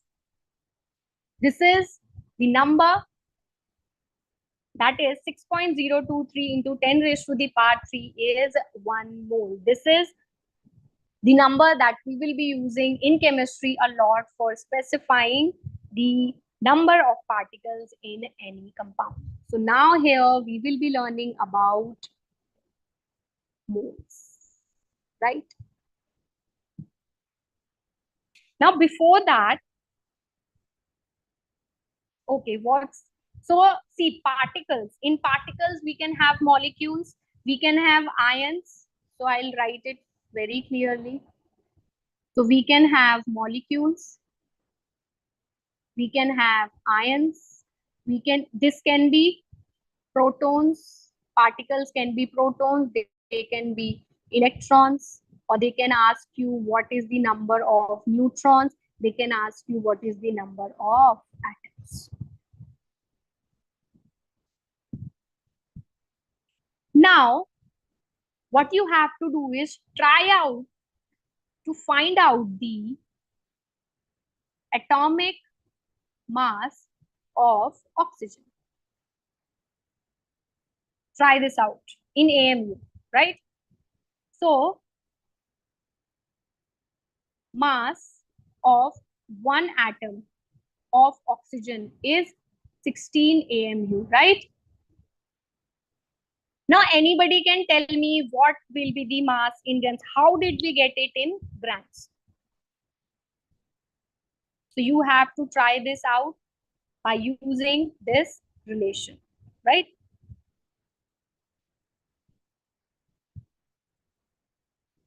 So yes, if this is clear to you, then we will start with the moles.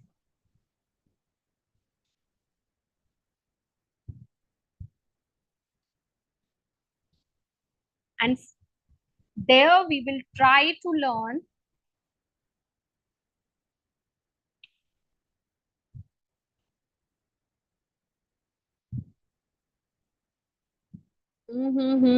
Okay, we'll see that. So before that, let's learn everything about mole. So whenever somebody says mole, the first thing that should come to your mind is 6.023 into 10 raised to the power 23, which is the Avogadro number. This is Avogadro number and it is denoted by Na.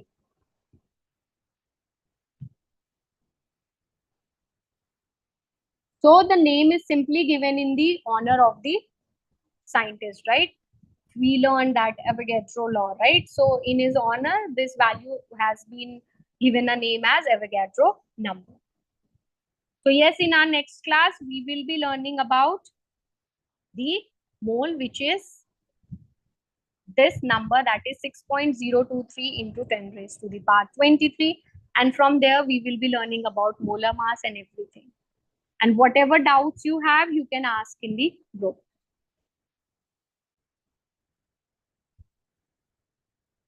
Okay, see you guys in the next class.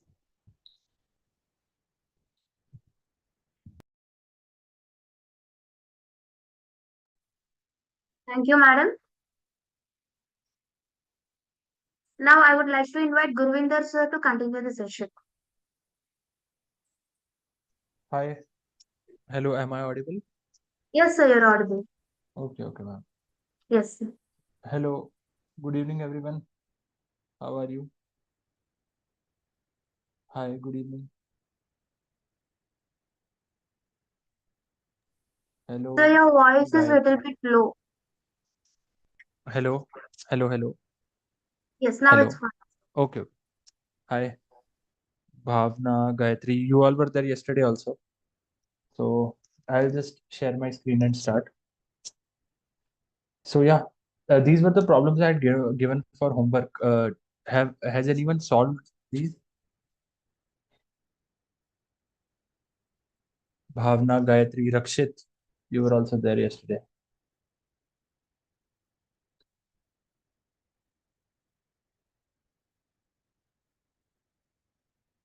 Hello.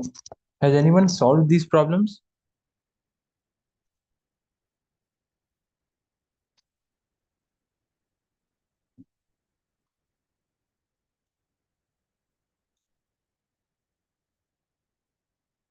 Bhavna, Gayatri, Rakshit, Ashrita.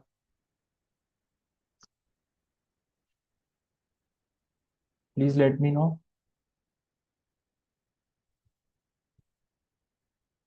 Okay. Okay, so I will just explain one of them. So which one do you want me to explain? I'll just do with one and then we will continue further. Okay. This task was given to you yesterday. Okay. Okay, sure. Sure. Okay. So I'll just go about with the fourth one. Okay. As you're saying. Okay. So see, what we were discussing earlier is, for example, this is a curve we have. Okay. We had written this curve y of x, something like this, function of x basically. So I have taken this point x is equal to 1. So if I have x is equal to 1, I know the value of y also. I can input it. So it will be 3 minus 8 plus 7. That will be 3 minus 1. That is 2. Okay. So what I will do is I will take another value of x very close to this, and then I'll take the slope of these 2 points. So I will take this to be any random value of x. Then I will have the y of x to be this. So the slope, that will be equal to limit x tending to 1. Okay. 3x cube minus 8x square plus 7x. This is the value of x at this, this is the value of y at this particular point of x, okay? Minus the value at x is equal to 1, that is 2, whole divided by.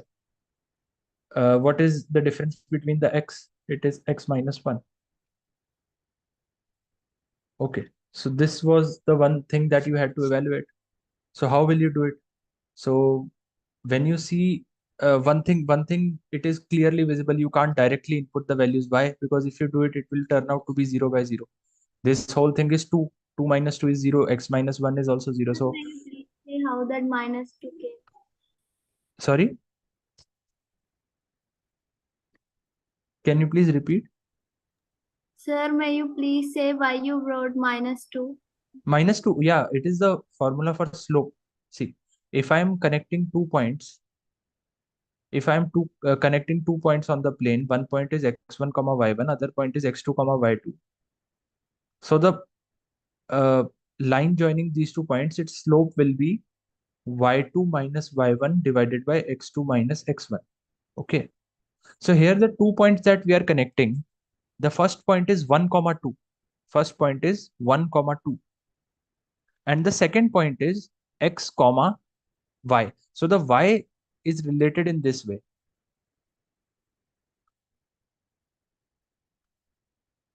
So this minus 2 divided by x minus 1. I hope you get your answer. Okay. So it turns out to be this. So one thing we are sure is that the answer that we will get will have x minus 1 as its factor, because it has to get cancelled out. So you can just apply the basic division you used to do in earlier classes and then divide it by x minus 1. Okay, so it will be 3x square. Then you will write it as 3x cube minus 3x square. Then minus minus like this. We used to do in ninth class, I guess. So it's minus how much? It's minus 5x, right? That's how we used to do the division. Plus 5x. So it will turn out to be minus. Okay. So it's 2x minus 2. So it is plus 2. So we got after this, after doing this division, we got it to be limit x tends to 1, 3x square minus 5x plus 2. So now we get it as a simple polynomial. So when we get it as a simple polynomial, I can just input the value of x as 1. So it will be 3 minus 5 plus 2. So it's turning out to be 0, unfortunately. Okay. Okay. Not an issue for us. Not an issue. The answer is 0. It's just a coincidence. Okay. So is there any other problem you want me to do in this homework problems? Because this was the toughest problem. Having a cube in it was the toughest problem. All others were very, very easy. Do you want me to do some other problem also? Just one other I can do. If you want me, we can do one another problem.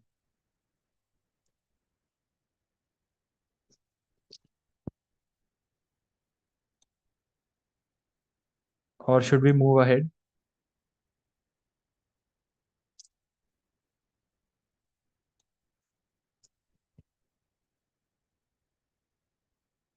Okay, okay, great. Okay, not an issue. So what was the first one? 3x square plus 7x and x is equal to 7. Y is equal to 3x square plus 7x and x is equal to 7. Okay. So again, I will imagine something like this. So if x is equal to 7, the value of y is 3 into 7 square. So 49 into 3, 49 into 3, that is 7 to carry 147. Okay. 147 plus 49. Okay, is that correct? So how much is it? It's 190. Oh, sorry. It's 196. It's correct? Okay. So y is 196. So x is 7, y is 196.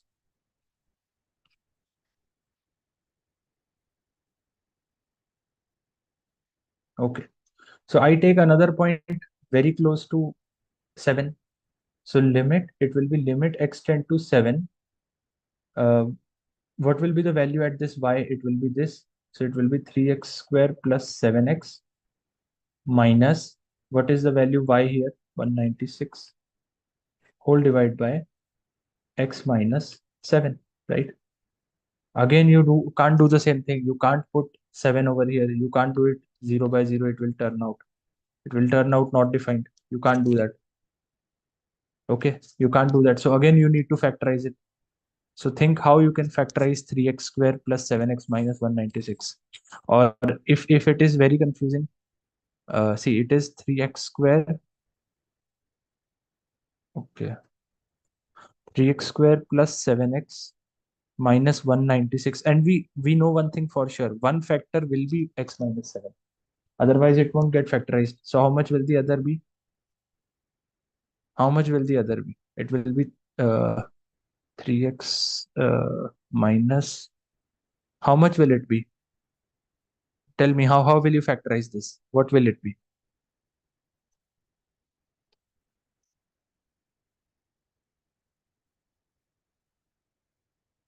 Gayatri, Bhavna, you tell me. You I guess had given the question yesterday, right? You had given the questions. So tell me, how will you factorize 3x square plus 7x minus 196? How will you do that?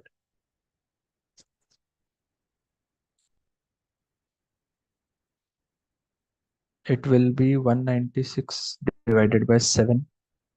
That is 28.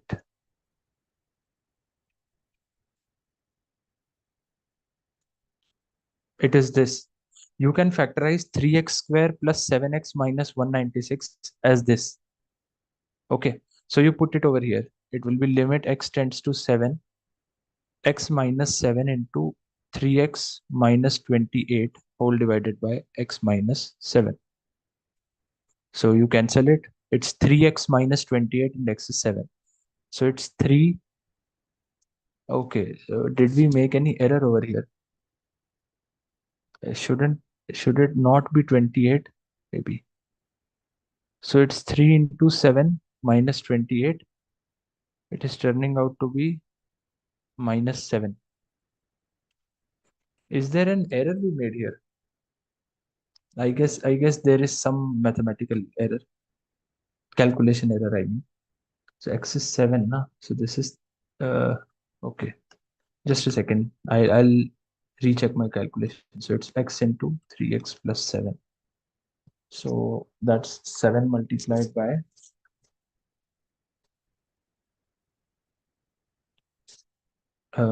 what is 3x? Actually, it was, so 7 multiplied 28. Yes, it's 196 only. 3x square plus 7x minus 196 divided by x minus 7. I guess we made some issue in factorization.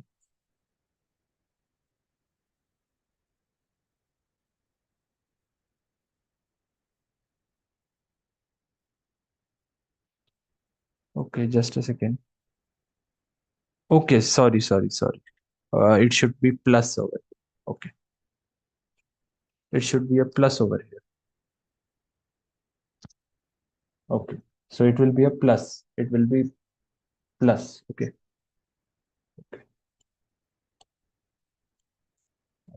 Okay. So when we input the value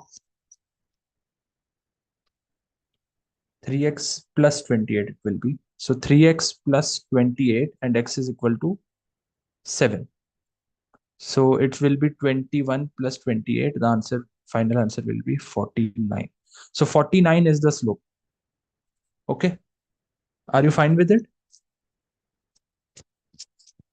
Fine. Gayatri, Bhavna, Rakshit, Ashrita. Only 4 students have joined today. Okay. Okay, great. Yes, So sir, some today, students are facing network issue. okay, ma'am. Yes, sir. Okay, not an okay, no problem. Okay, so today we'll be starting with the concept of derivative. Okay. So what derivative means basically, I'll tell you. Like earlier, what we were doing is we had this function y is equal to f of x. Okay, some function of x. So what I was earlier taking is I was taking one constant value here. So now I will not take a constant value. I will take this x coordinate to be variable. So let me assume this coordinate to be something x comma y. Okay. Now what I will do is I will take another value of x, that will be x plus h. So basically the difference between the horizontal distance between these 2 points will turn out to be h. So can you tell me, if this is x plus h, what will be its y coordinate? See, I know y is equal to f of x. Like, I have a function of y, like we used to have earlier, something written in terms of x. So uh, if I take the value of x, it was turning out to be this. So can I do the same thing for x plus h also? Like, for example, I have 2x square plus 7x plus 6, and I want to take x plus 2. So I can input, instead of x, I can input x plus 2 also, like this, right? There is no issue in that. It is allowed, right? So what I'll do is, if this is x plus h, its y coordinate, I will take it to be y2, this is y1. So what will be the slope of this? Slope of the line joining these 2 points? It will be y2 minus y1 divided by x plus h, that is x2 minus x1. x1 is x. So this is turning out to be y2 minus y1 divided by h. Now I know what is y1. y1 basically means I know the x coordinate, I know the function. So it will be f of x directly. And what will be y2? y2 will be y of f x plus h. f of x plus h. It will be, right? So it will be f of x plus h minus f of x whole divided by h. So basically 2 points. I have 2 points. One point is x comma y1. Other point is x plus h comma y2. Their corresponding values. Okay. No, it will not be y plus h. See, h is not tending to 0. That is the difference. I know this function. I in itself, I just know this function. I don't know the relation between uh, the two y's. Because f of x can be anything. It can be uh, like, it can be quadratic, it can be polynomial, it can be trigonometric, anything. It can be anything. I just have to input these values. Okay. So what I'll do is I will try to make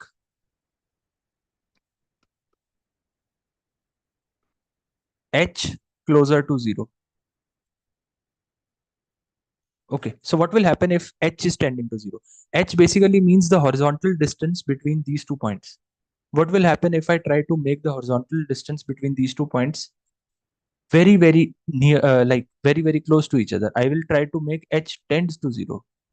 So what will happen? These 2 points, the line passing through these 2 points can be regarded as a tangent to this curve. The same we had done yesterday. You get that? Yesterday also we had done the same thing. I hope you must have revised it.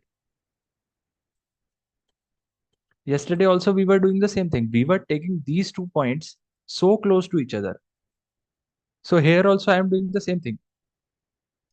Here h, earlier we were taking some value of x and then making x tend to that value. But here I am doing opposite. Here I am taking one coordinate as x, the difference between them as h, and I am tending h to 0. It means the same thing, right? If I am saying that 5 minus 5 is 0, okay, so I can also say na 10 minus 10 is 0. Same thing. Like, the point is, I am trying to make that difference 0. Do you get that? Okay, great, good to hear that. Rakshit, tell me, if earlier I was taking x is equal to 1 and I was tending x to 1, now I am taking x to be any random value. I am taking another point at a distance h from it, and I am tending h to 0. Do both these things make the same meaning? Yes, they do, because I am just trying to say that the distance between these 2 points has to tend to 0, right? So the distance that was tending to 0, it can either be either take x to be 1 and tend x to 1, or I can take one point x, another point x plus h, that is h distance from it, and I tend h to 0. Both of these mean the same thing. They mean that these 2 points need to come closer to each other. All right? Okay. So what will be the slope now? So the slope I will get, it will be limit h tends to 0. The same function we had here. The same function we had here. F of x minus x, f of x by h. So it will be f of x plus h minus f of x whole divided by h. And the good thing over here is we get a very advantage over here. If we do solve it like this. Earlier, like for example, I give you a function. Okay, I tell you f of x is equal to, I give you a function f of x is equal to, like for example, 2x square plus x. Okay, 2x square plus x. So now if I'm telling you to find the value of slope at x is equal to 1, 2, 3, 4, 5. At these many points, I'm asking you to find the slope of the tangent. So what you will be doing through earlier method? What will you be doing through earlier method? First, you will need to put x as 1, then tend x to 1. Then you will put x as 2, then tend it to 2 again, then 3, and then 4 here. No, but in this case, we don't need to. Why we don't need to? Because here we are getting the slope in terms of x. We get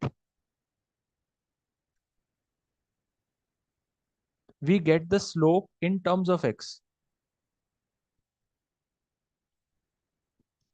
So we have gotten another function that will give us the slope at every point of this function. So we can just directly input the value of x in this function, 1, 2, 3, 4, whatever value you give me. Okay.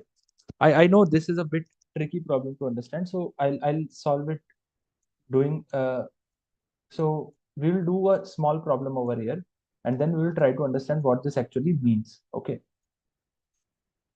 Okay. So I'll take a very fairly simple function.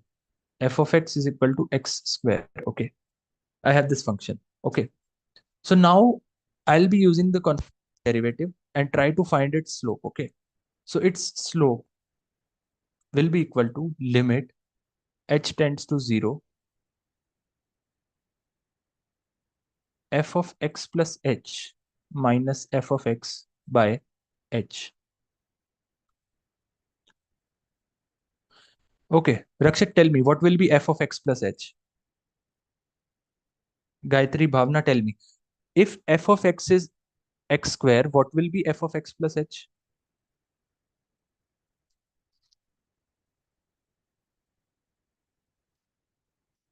Tell me. Bhavna, Gayatri, Rakshit, Manoj, Ashrita. You were there yesterday, right? If f of x is x square, f of x plus h will be x plus h square, right? Simple. Instead of x, you just have to replace x plus h. So it will be x plus h square minus, okay, sorry, x plus h square minus x square whole divided by h. Okay. Hello. Why are you not speaking anything? Yes, Bhavna. It will be x plus h square. So limit h tending to 0. So you can directly apply the formula a squared minus b squared over here. So what is a minus b? A minus b will be x plus h minus x. And what is a plus b? A plus b will be this whole divided by h. So this x will get cancelled out. It will only remain h. And then we again know h divided by h. H is not 0, it is tending to 0. So we can cancel it. So it will turn out to be limit h tending to 0, 2x plus h. 2x plus h. So what will be its value? Tell me, what is its value? See, h is tending to 0, so it doesn't have any significance. Anything plus 0 will be this number only.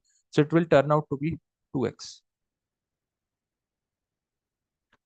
Okay, so what does this mean? What does this mean? So this means if I plot the curve of y is equal to x square, if I plot the curve y is equal to x square, it's something like this. You will later learn in your chapter. So if I choose any coordinate of x, choose any random coordinate of x, I will have a point like this. So I draw its tangent. So the slope of the tangent will be equal to 2x.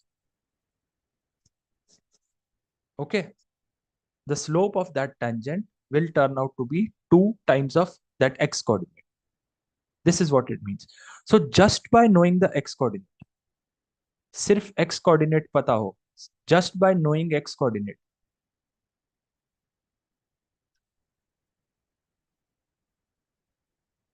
I know the slope.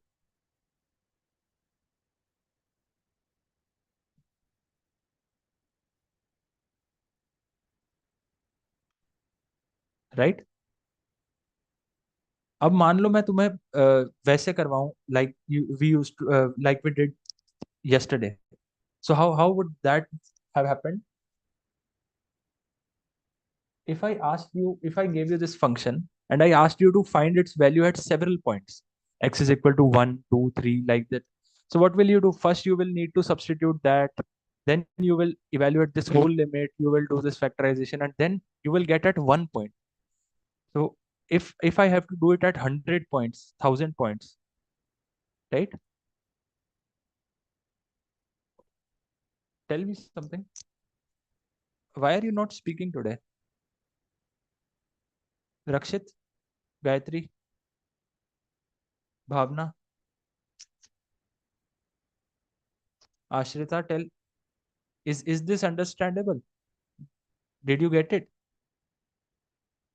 Okay, Gayatri, great. See, earlier the things that were constant, x, we were assuming it to be a constant like some numerical value. अब हम क्या कर रहे हैं? We are just assuming x to remain as a variable itself. Okay.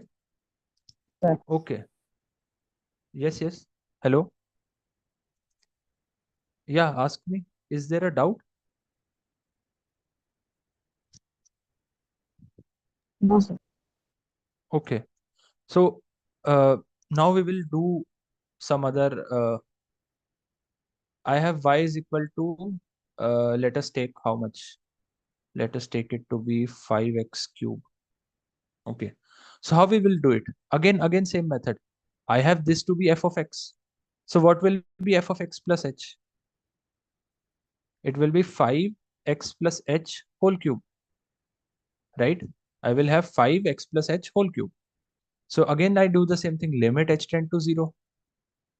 5x plus h whole cube minus 5x cube whole divided by h. Okay. How will you solve it? Take out 5 common. X plus h cube minus x cube by h. Okay. So you can apply the formula a cube minus b cube over here. That is a minus b into a square plus ab plus b square. Okay. So it will turn out to be 5. Limit h tends to 0.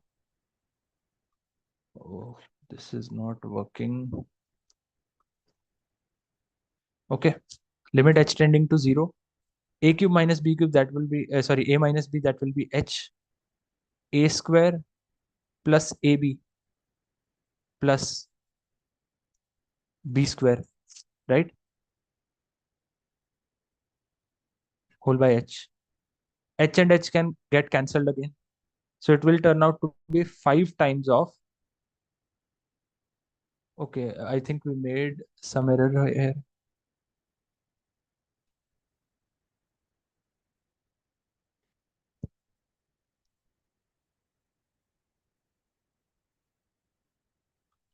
A cube minus b cube. What is a cube minus b cube? It's a minus b multiplied by a square plus ab. Is this formula correct? Is this formula correct? You might have learned it in your earlier classes, right? Okay, just a second. It's 5x cube. So 5x plus h. So 5 into 5 comes outside. X plus h cube minus x cube whole by this. A cube minus b cube. So it's a minus b multiplied by a square plus ab plus b square. A minus b is h. Okay, I got the error I was making. Okay. See here, yes. A cube minus b cube formula is correct. But instead of a, you will be taking x plus h. Instead of b, you will be taking x. So it will be 5 times limit h tends to 0, a minus b. A minus b is h into a square. A square is x plus h whole square. X plus h whole square. Okay. Plus ab. AB will be x into x plus h plus b square. B square will be x square. Okay. I got the error. Okay, so h and h can get cancelled again. It will turn out to be 5 multiplied by this whole thing. It will be x plus h squared plus x into x plus h plus x square. Okay.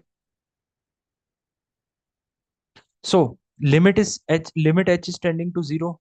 So this will be 5 times of x plus h will be again x only. So it will be x square plus x into this x plus h will again turn out to be x only because h is 0 plus x square. So it comes out to be 15x square. Okay. Does everyone get it?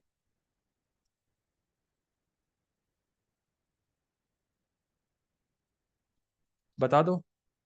Gayatri, Rakshit, Manoj, Ashrita.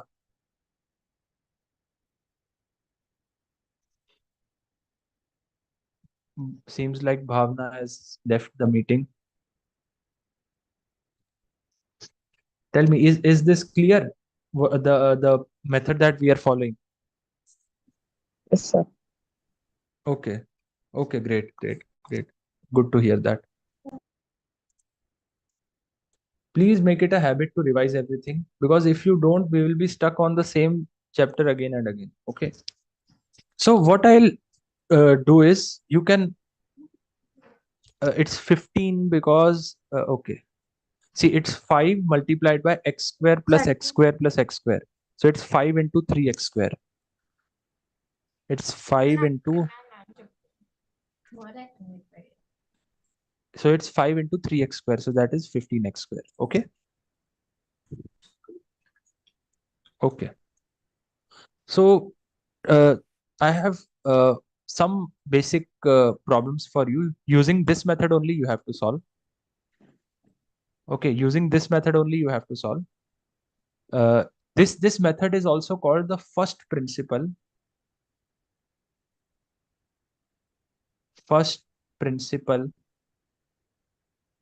of derivative. Okay, this method is called first principle of derivative. First principle, basic principle. Okay, so using this method, I'll give you 2-3 problems.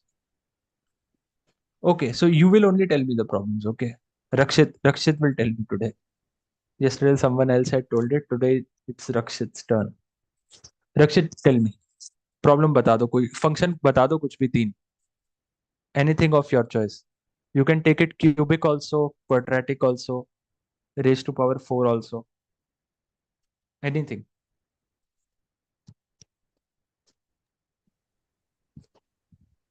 बता दो. Tell me. Second, I tell Yes, yes. 2x to the power of 4. Okay. Do you want to add something to it? No, sir. Okay. Second problem. 3x square plus 4. Okay. Last. One more problem. Okay, I'll give it on my own. Okay. Okay, great. Okay, so these are the three problems you will be solving today. I guess the toughest for you will be this one because it has the highest power. Okay, and one in quadratic also I will give. So it will be 3x cube plus 6x square plus 7x plus 3. Okay. Yes, sir. Okay. Okay, sir. Okay, so this is the homework you have for tomorrow. We are not ending the class. This is a homework you have to solve using first principle of derivative. Okay. Okay, sir. Okay, okay. So okay, great, great. Okay, so now I'll just directly give you some I will just directly give you some of the derivatives of most important functions.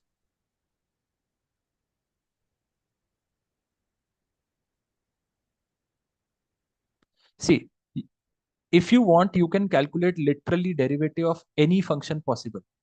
It is true, you can calculate. But the point is, I am already giving you uh, the formulae for some important that you can verify your answers. Okay, when you will be solving your questions like this, okay, you will be solving this question, you will be getting some answer.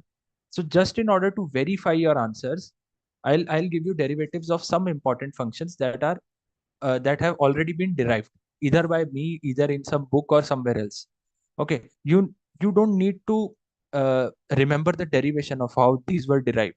You can just remember the derivative itself, you can just remember the differentiation itself.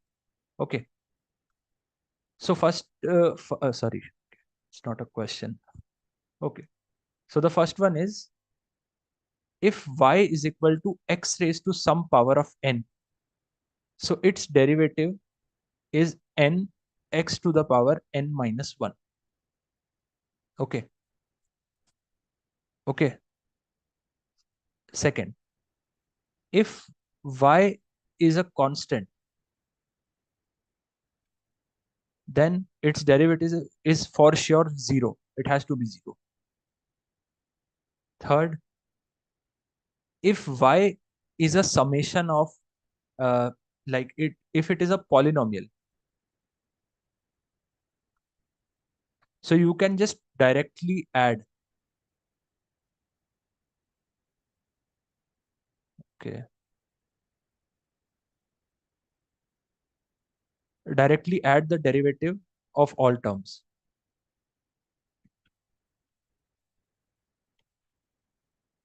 Okay. Fourth, if your y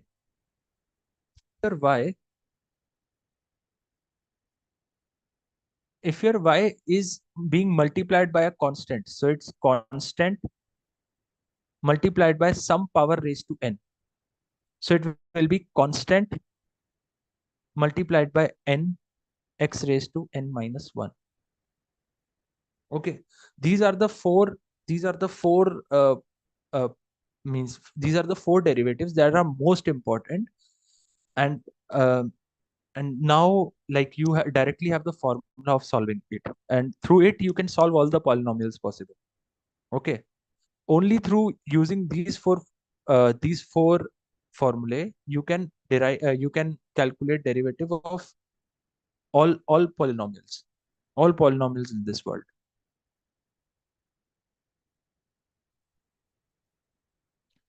Okay, so we can try. Okay, Ashrita, just a minute. Yes, were you asking this, or do you want me to go ahead, or even और ऊपर जाना है क्या?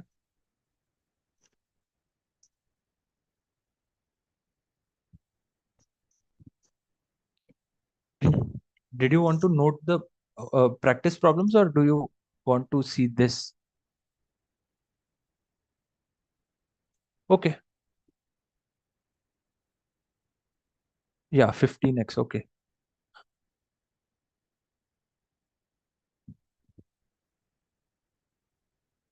Okay, so so the problems that we have done earlier, I'll just very manually verify the results. See, you can like do it manually and check also. All these four you can manually derive also using the first principle, but you don't need to remember the derivation. See, okay, you don't need to remember how these have come. You can just remember the final results.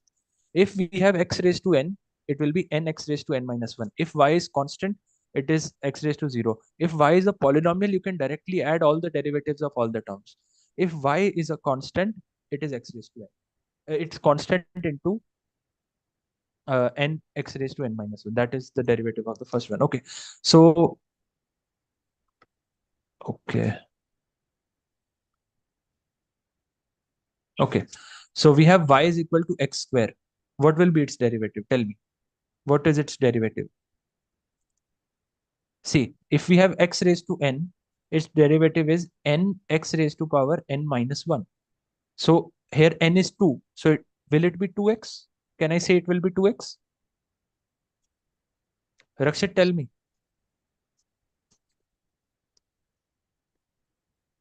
Rakshit?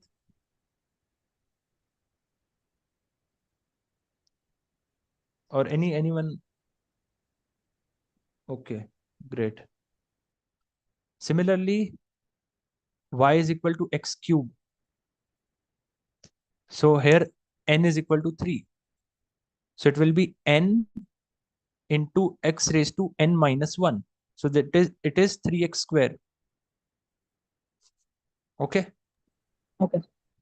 Okay. If I have y Yes, is sir. okay. If I have y is equal to okay. So now you will tell me, if I have y is equal to x raised to 10, what will be its derivative? What will be its derivative? Tell me. What will be its derivative? Mm, See, we had x square. to the power of 9. Sorry, can you repeat? 10x to the power of 9. Okay, great. Okay, so now I'll have one more problem for you. We have y is equal to 5x cube. Okay, so this 5 is a constant that is coming in front of this x cube. So what will happen?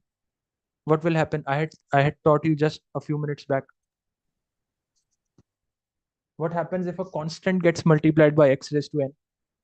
The constant comes, Mm, the constant is getting multiplied by the derivative of this part. Okay. yes. Sorry. Hello. Hello. Yes. What will be it? What will be the answer? It will be 5 multiplied by derivative of x cube. What is derivative of x cube? It is 3x square. 3. So it will be 15x 15. square. Right? We had done this earlier also. This problem over here. Yes, sir. Right? Yes. So we are manually confirming the results. We have manually confirmed the results. Okay, great. So I have y is equal to, okay, let me take x raised to 4 plus 4x cube plus 3x square plus 6. Okay, so first of all, okay, so before solving this question, tell me y is equal to 10. What will be its derivative? What will be its derivative? 1. 0, sir. 0, exactly. It is a 0. constant, right? It is a constant. It is a constant value. 10 is a constant. And you can check it manually also. See, this is your xy curve. Okay, this is your xy curve. You take y is equal to 10, it will be a line parallel to the x-axis. It will be a line parallel to x-axis. And any line that is parallel to x-axis makes angle 0 with the x-axis. That means tan of 0, that is 0. So manually also we have verified that our answer is correct. Okay. Okay. And before doing this problem, tell me this also. Y is 8x. So what is it? So what is this derivative?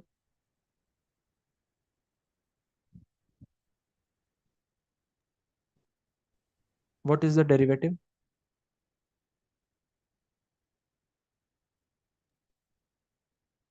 See, it will be definitely 8 multiplied by derivative of x. What is derivative of x? See, it is x raised to power 1. 1. So n is, sorry?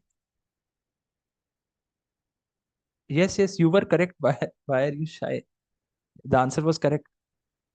Yes, sir. 1 is the answer, correct. See, because it is x raised to 1, na? Arey yaar. See, it is x raised to 1. So n is 1.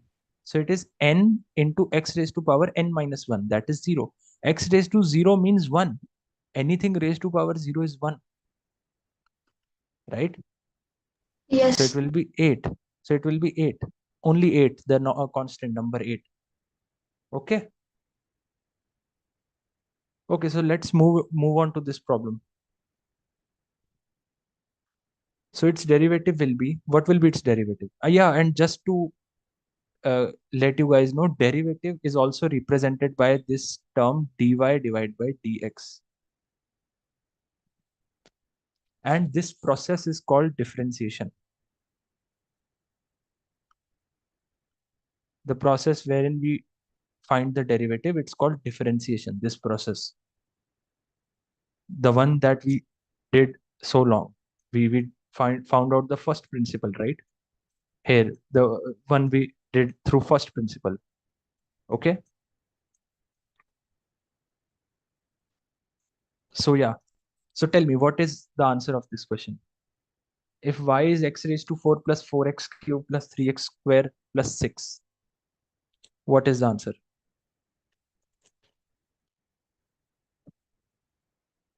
4x cube 4x cubed. Okay, then. plus 12x square. Okay, correct. Then 6x. 6x. okay. Plus What 0. about this? Okay, great. The 0 I need not write, right? I मतलब लिखने की जरूरत नहीं है मुझे. It is 0, yes. so I can ignore it. Okay, this is the answer. Yes, it's absolutely correct. So that means if I plot the value, I plot y is equal to this long function. This long function, if I plot. If I plot it on xy plane, okay. If I plot it on x and y plane, I choose any point. I want to find the slope of its tangent at that point. I want to find the slope of its tangent at that point. What will I do? I'll just find this derivative. I find this derivative and then put the value of x in that derivative. Easy. So I have, okay, so let me give it in the form of question only. See, I have plotted this curve. I want to find slope at x is equal to 1. Okay, tell me, what will be its slope at x is equal to 1? So I know dy by dx. I know dy by dx. It is 4x cubed plus 12x squared plus 6x.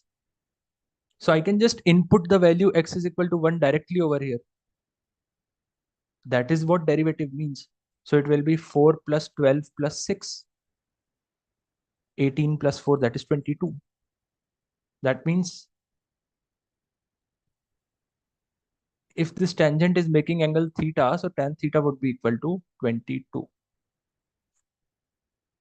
Okay. Okay. Yes, sir. Okay, great. Great. That's it. So some of the problems to solve through this method also.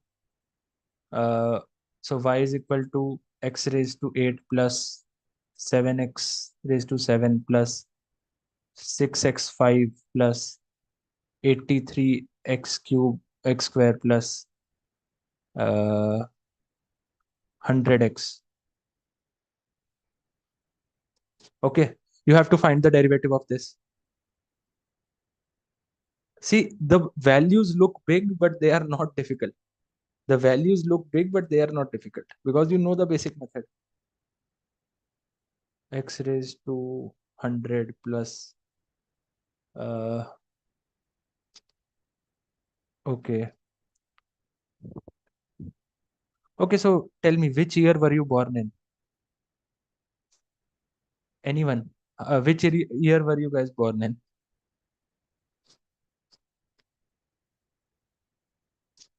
You are from 2006, right? If I am correct. 2005 or 6. 2009, sir. Okay, 2009. Okay. Okay, great. So 2009 x raised to 100. Okay, so I have already given x raised to 100. So I'll cancel it over here. Okay. So 100 into x raised to power 2009 plus okay 99 x raised to 100. Okay. 4x raised to 10 plus 9x raised to 9 plus 8x raised to 8 and then so on. Okay.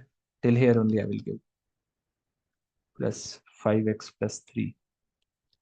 Okay. X raised to 2024 plus x raised to 2023 plus x raised to 2022.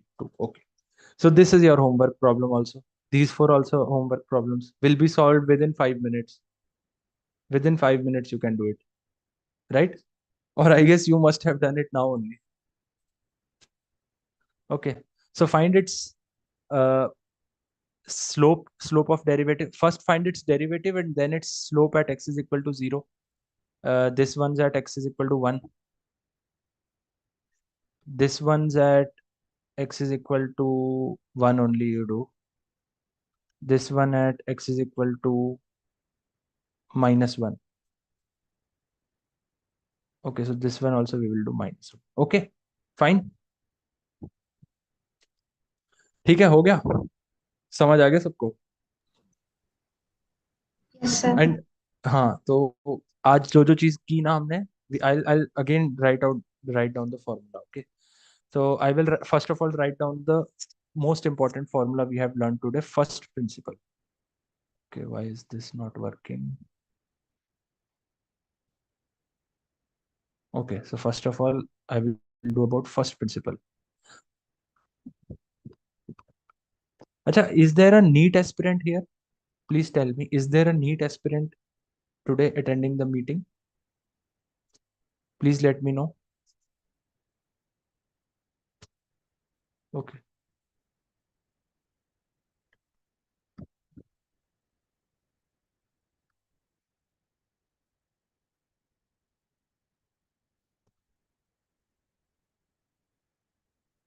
Okay. This is the first principle. Through this formula, you can find out the derivative of any function given, any function.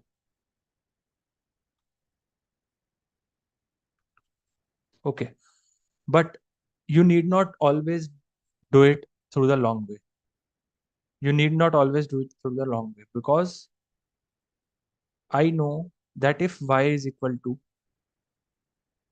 I know if y is equal to x raised to n, its derivative will be, its derivative will be n x raised to n minus 1. If y is constant, it will be 0.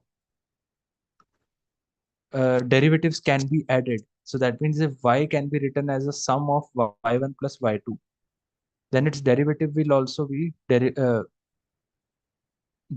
of y1 plus derivative of y2. Okay.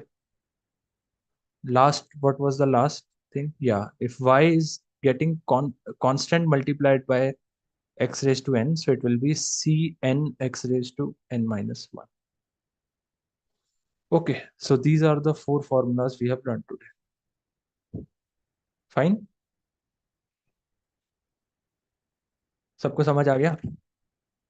Ask me any doubt you have in today's class. I am ready Clear. to क्या? Hello, है कोई doubt? आवाज थोड़ी सी cut रही है. Hello, actually you weren't audible. Can you repeat? No doubt, sir. Okay, no doubt. Great. Okay, please make it a habit to revise everything we learn. Okay, because otherwise we'll be stuck at the same topic. Actually, today and yesterday also, yesterday itself I was planning to complete this topic, but I had to repeat it again and again because yesterday the problems weren't solved. Okay, I hope it won't be tomorrow. Okay.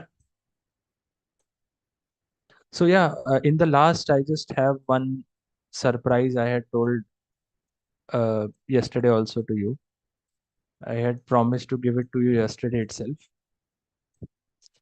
Okay, so if there is any NEET aspirant attending, the surprise is different for both actually. So for the NEET aspirant, the surprise is that whatever I have taught in the previous two classes, whatever in the previous two classes I have taught, you are allowed to forget everything.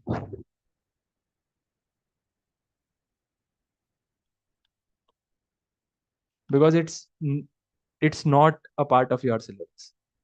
Only thing the NEET aspirants need to remember is this four formula, and if needed, this first principle. These are all the five things you need to remember to NEET aspirant. But to JE aspirant, the ones who are aiming for JE, we have completed our first chapter. That is first, as in the one that we are doing. So it's limits and derivatives. We have a chapter by the name of limits and derivatives in NCERT textbook. So we have successfully completed this chapter. Okay, so this was it. This was all on my side. So this was the surprise I have for NEET. The NEET aspirants can forget everything I had taught in the previous two classes because it's not relevant to their syllabus. You NEET aspirants just have to remember these five formulae, and J aspirants, we have completed the concept of limits and derivatives. Okay. So if you have a copy of NCERT, you can solve its exercises. You can go ahead and solve all its problems. Okay.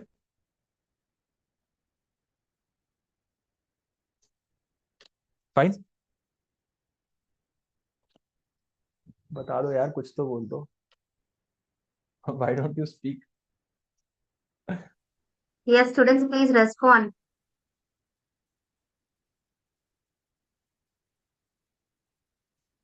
Okay. So everyone is aiming for, okay, got it. Okay, so all are JE aspirants only. Okay, so not an issue. So JE aspirants, we have completed your chapter of limits and derivatives. Okay, your concept of limits and derivatives. Okay, so I hope you will be able to do with these problems, or you might have done it now only. I guess it was fairly simple problems, right?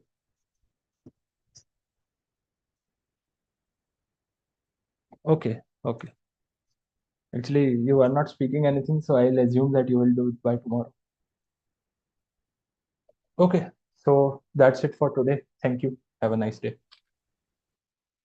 Thank you, sir. Yes, students, again we will meet tomorrow at 6:30 p.m. And please send your homeworks to 733 Please think, please solve all the problems. Okay, sir.